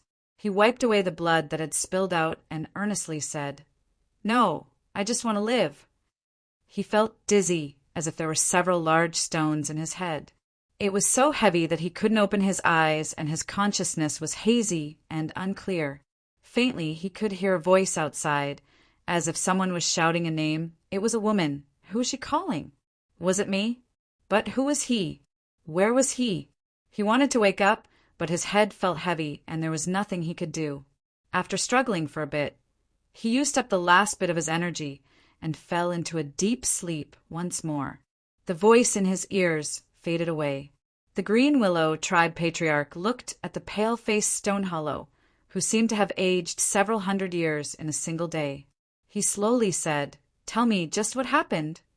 Stone Hollow was expressionless. Desolate, Marquis, loyal Marshal, secretly harmed my tribe's totem god stone. Just as he was about to speak, he was interrupted. The old patriarch slammed the table. Old monkey, you can deceive others with these words, but you can't deceive me. He leaned forward, his eyes stubbornly staring at Stone Hollow. If you don't have any ulterior motives, then look into my eyes and repeat what you just said. Stone Hollow lowered his head and drank some tea. Even if I say it 10,000 times, it will still be the same words. The old patriarch took a deep breath. You should know that Marquis Loyal Marshal is the savior of my Green Willow tribe. My tribe owes him countless lives. As for the reason why he chose the Stone God Division and appeared here, a large part of it was because of me, Stone Hollow said. What do you want to say? The old patriarch turned and walked away. From today onwards, we are no longer friends. Stone Hollow didn't urge him to stay. He allowed him to walk out of the small stone courtyard and soar into the sky, leaving the Stone God Tribe Station. Pa! The teacup smashed into the ground, smashing into pieces and steaming hot air. Stone Hollow lowered his head, hiding his twisted old face in the shadows. Old friend, I just don't want to accept this. I just want to live. Is that wrong? The heavens are too unfair. A low roar came from his mouth and nose, echoing in the small courtyard. Chapter 16:26. Dark red flames blazed in the air like blood. A woman's body was rapidly condensing in the flames. When her flesh and blood were full and her long hair fell down, she opened her eyes and fell to the ground with a loud thud. She gasped for breath in great gulps. Her full chest was now exposed, drawing an exaggerated arc in the air. Her white skin was astonishing. But what a pity! The one enjoying this beautiful scene was only an 11 to 12-year-old youth. He wore snow-white robes and was incomparably handsome, like a banished immortal. Now that he heard the woman's movements, he only turned his head. After casually sizing her up, he curled his lips and turned his head away. Hey, I'm just a 10-some-year-old youth right now. Don't you think this sort of seduction method is a bit too advanced? Hurry up and find some clothes to wear. Although I'm fine, I scared the surrounding plants and flowers. That can be considered a sin. After the woman fell to the ground, her breathing slowed down a little. She lifted a hand and a red dress appeared, covering her naked body. She walked over and respectfully bowed. Thank you for helping me resurrect. The white-robed youth smiled. There is no need to thank me. This is our agreement, and I have always been a man of my word. He stood up and dusted off his buttocks. His white clothes were still clean. You're alive, so our deal is over. Goodbye. Hold on. The red-dressed woman bit her lips. Half of my destiny hasn't been restored yet. Marquis Zhongwuning is still alive. The white-robed youth shrugged. That isn't my problem. After all, our agreement didn't cover this. I'm leaving. Don't call me again. Even if you do, I won't respond to you. Shwa. Space flashed, and the white-robed youth vanished from sight. The red-dressed woman frowned, and a cold light appeared in her eyes. She looked down at her palm and saw that the red spots had dimmed. Her complexion turned even uglier. Suddenly, the red-dressed woman covered her chest with a pained expression. She clenched her teeth and left. The white-robed youth called Qin Yu hadn't gone far. His figure disappeared and reappeared several times before he arrived at a half-exposed cave. Although he did not enter and was separated by a thick layer of stone, this distance was enough for him to see everything. Main body, you're really brave. You actually dared to follow that person home. Doesn't that mean you'll never be able to come back? Thinking to this point, young Qin Yu smiles from ear to ear. He only feels that his heart is at ease. Everything in the world is good. Birds are singing and flowers are fragrant everywhere. He had been given his real name, and it was a very particular name like Qin Yu. It was impossible for him to do anything to Qin Yu. Even though his main body was currently in a soulless state, Qin Yu could only watch from afar. He did not dare to approach at all, lest he come into contact with some unknown karma. Previously, Li Ruhua's problem could actually be easily solved. However, after thinking about it, Qin Yu decided not to tell her about it. His main body was currently enjoying the flow of time. A day in the heavens was equivalent to a year below. If he were to leave the nourishment of his mortal body, his soul would soon wither away and he would naturally die. To him, this was the safest and most advantageous method. He didn't have to worry about anything going wrong. Smiling, the young Qin Yu turned around and left. He would let his main body slowly wait for death. He wanted to take a serious look at this great mountain river world. Shwa, he disappeared in a flash. In the western wasteland imperial palace, His Majesty, who always hid his emotions, was truly enraged for the first time. His angry roars resounded through the entire longevity temple. The eunuchs outside bowed their heads, afraid that if they breathed too much, they would incur His Majesty's wrath. But within the imperial capital, everything was clearly stable. His Majesty, who had obtained 100 years, had nearly restored his peak ruling strength. No one dared to challenge His Majesty's status and dignity. The four borders were also stable. There were no urgent military reports. His Majesty, why was he angry? Was he angry? Soon, the sky-bearing monarch was summoned and hurried into the Longevity Temple. It was unknown what he said to His Majesty, but when he left the Longevity Temple, his complexion was ashen. Without any delay, the sky-bearing monarch brought the two exalted lords and left the imperial capital at the fastest speed possible. Like this, they vanished without a trace. No one knew where the sky-bearing monarch went. Of course, if one carefully investigated with the various powerhouses of the empire, they would definitely be able to find some clues. But at this time, no one was willing to provoke him. His Majesty, who was already on the verge of erupting in anger, chose to ignore them. Yi family. The old man's complexion was heavy. A black jade chess piece in his hand shattered into pieces. On the other side, the military advisor, who had lost half of his body and had become a cripple, frowned and asked, "What happened?" It had been many years since he had seen his commander lose his composure like this. The old man took a deep breath and slowly said, "Marquis Loyal Marshal Ningqin has gone missing. It's unknown whether he's alive or dead." The military advisor's frown deepened. His eyes were sharp. His Majesty sent out 4 old claws. So how could someone succeed? It's within the borders of the barbarians. The old man lifted his hand and rubbed his temples.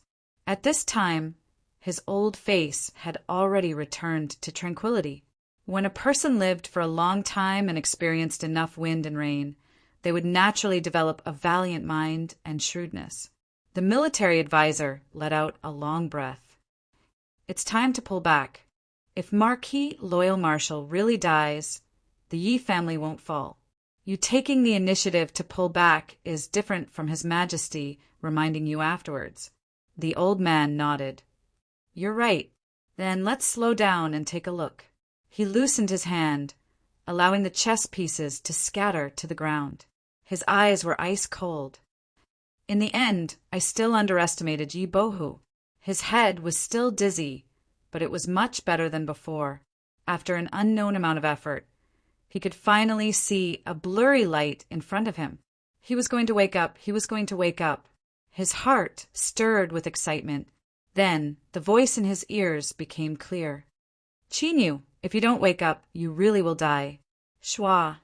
His eyes flew open, but he couldn't bear the light in front of him, so he closed them again in the next moment. "Qinyu? Is he calling me? I am Qinyu." Ah! He let out a pained roar as he clutched his head tightly with both hands. It was as if millions of years of memories had settled down in his mind like a raging flood. Come to think of it, I remember everything. Qinyu slowly opened his eyes. Resisting the blinding light in front of him, he was finally able to see the person in front of him. Little, he tried to speak, but there was a burning pain in his throat. It was like he had been thirsty for countless years and had completely rusted together. Little raised a finger, acting as a torch. This was because the flames that Qinyu saw were coming from her fingertips. "You're awake? You're really awake." She stretched out her other hand and stretched out 2 fingers. "Carefully count. How many is this?" Qinyu was so angry he nearly laughed. He weakly said, 2. Little smiled. "Then you're really awake. Qinyu, you really can sleep. I thought you were going to fall asleep like this." Qinyu's complexion changed. "How long did I sleep for?" Little fell silent. The restlessness in Qinyu's heart became increasingly heavy. He ignored the discomfort of his body and took a deep breath. He squeezed out a smile and said, "It's fine, I can withstand it. Just tell me the truth. How long did I sleep for?" Little Meaty revealed a look of guilt. "I'm sorry, Qinyu. There was an accident in the past, and I wasn't able to smoothly bring you home. And by the time I found you, many years had already passed. In order for you to truly wake up and restore your memories, it took many more years. So If you ask me just how long I slept for, I have no way of answering you. His field of vision darkened, and he nearly fainted. There was only one thought in his mind. It was over. It was all over. According to Little Meaty, how many years had passed? No, I'm afraid it's possible to add 10,000 words to it. Thinking of this, Qin Yu's mind blanked out. Everything was fine, but when he closed his eyes and opened them again, all the people he knew had withered away and disappeared. Regardless of whether it was relatives or enemies, they had all become fleeting clouds. How would it feel? It was not an exaggeration to say that he was completely disheartened. Buffed! Ha ha! Qin Yu, you're too funny. You even believe this. He laughed so hard that he rocked back and forth. I'm lying to you. You've been sleeping here for around 4 days. It's true. Don't look at me with such strange eyes. I swear on this ball of light on my finger that what I'm saying right now is the truth. Who? Qin Yu let out a long, long breath. He lifted his hand with difficulty and pointed at Little Meaty, his lips trembling even more fiercely. Scaring people to death. Just you wait for me. Little Meaty arched an eyebrow.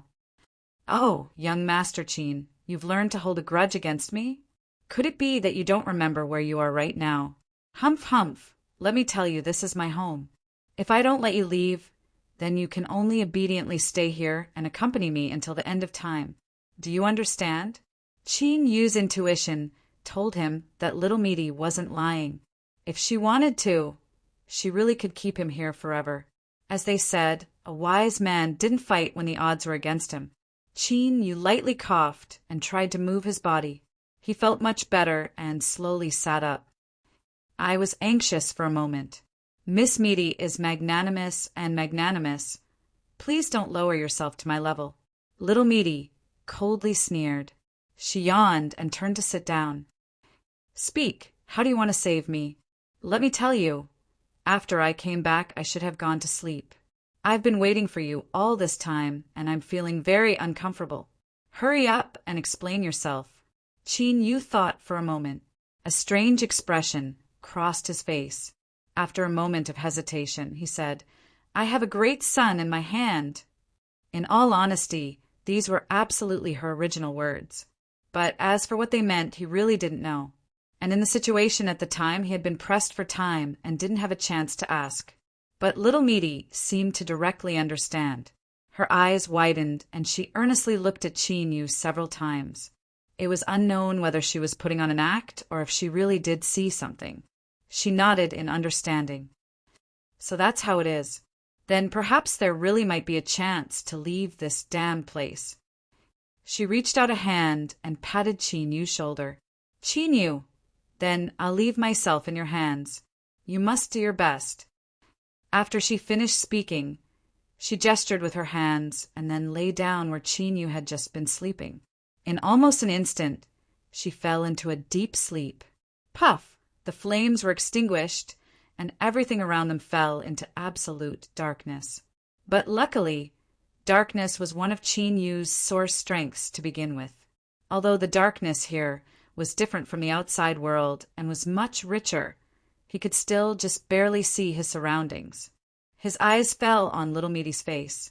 Perhaps it was because she had fallen into a deep sleep and was unable to conceal her true state, but her complexion was pale and she couldn't hide her weariness. It seemed that she hadn't been lying. In order to wait for Qin Yu to wake up, she had indeed held herself up for a very long time. Otherwise, she wouldn't have instantly fallen asleep after asking. Qin Yu took a deep breath. He slowly said, Don't worry. I said I would bring you out of here, so I will definitely keep my word. A rustling sound suddenly came from all directions. Qin Yu's complexion changed. He thought that it couldn't be. He had just spoken a few words, and now something was happening to him. But luckily, this was only a false alarm. This was because at this time, what was spreading towards him were some slowly climbing tree branches. Qin Yu only needed a single glance to find a familiar feeling. Sure enough, these tree branches gently pulled Little Meaty up, skillfully weaving together to form a soft bed. Soon, A similar bed appeared in front of Chinyu. He smiled and jumped onto it. With you two here, things will be much easier. Come, take me to the coldest place in your memories. Chapter 16, 27. Chinyu finally understood why Midi liked to live in a place that was bright and resplendent. It was probably because she was tired of the unchanging darkness in front of her, as thick as ink that dyed the world black. Moreover, she should really be very, very lonely, and it wasn't just words. This caused Chinyu to think back to the day when she had suddenly shown a trace of warmth. The endless world of darkness was so vast that it seemed without end. Here, there was no concept of space or time. There was only an endless emptiness and an eternal silence, and this was Midi's home.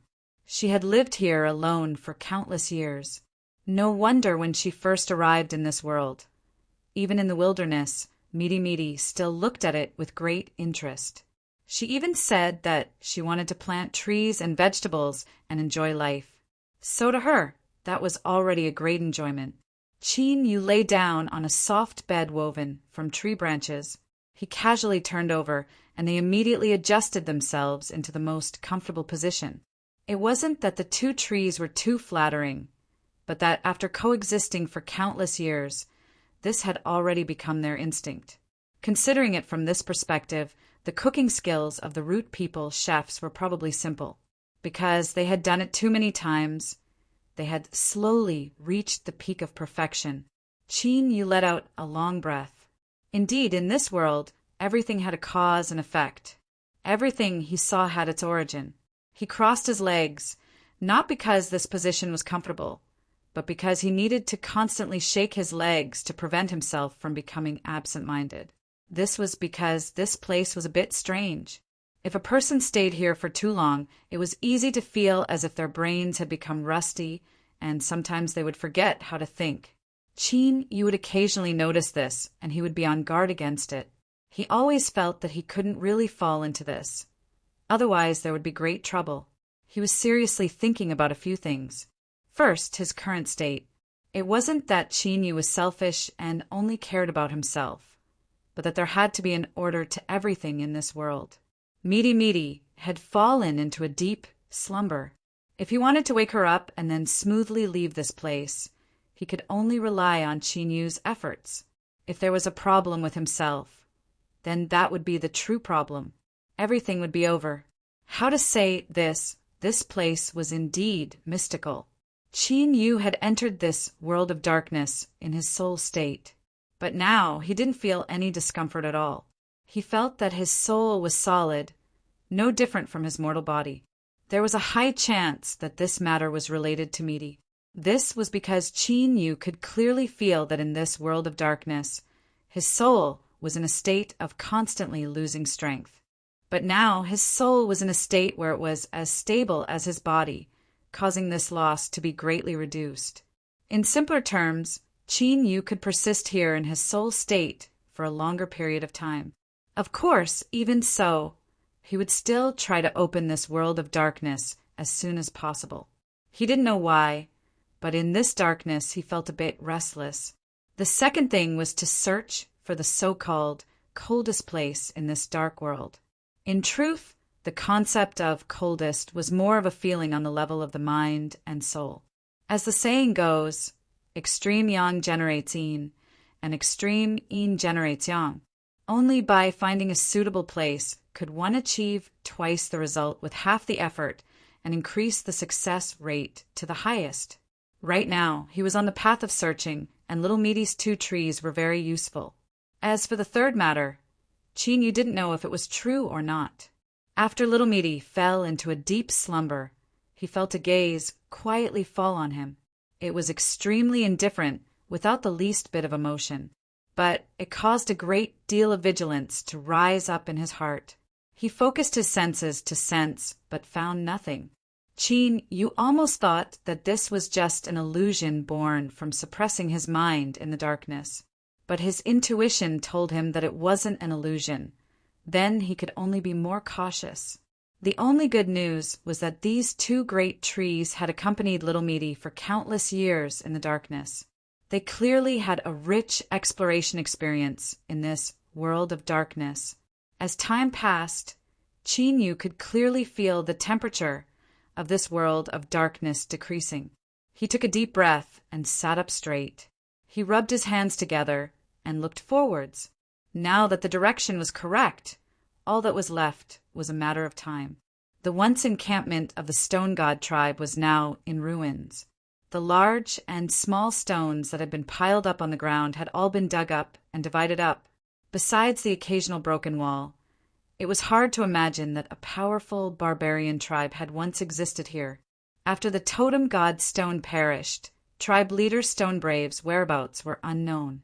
The several remaining elders began to fight amongst themselves, exhausting the last bit of the Stone God tribe's vitality. Afterwards, the tribesmen either died or fled. This caused the powerful Stone God tribe to be battered by the wind and rain in just a few years.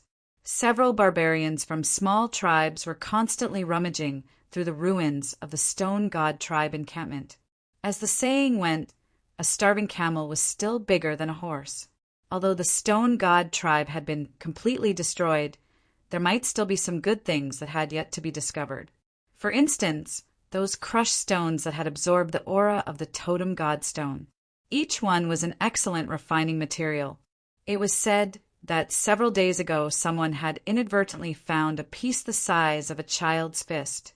When the sun shined on it, it would emit a faint halo of light. This was enough to cause a small tribe to be pleasantly surprised. Let's rest a bit. Our luck today isn't good. I fear it will be difficult to obtain anything. An old barbarian spat out a mouthful of mud and sand. He turned and sat down on a nearby stone. Unfortunately, although this stone wasn't small, it wasn't useful at all. It was just a large stone that could only support ones, but that's right. I think we shouldn't come back in the future.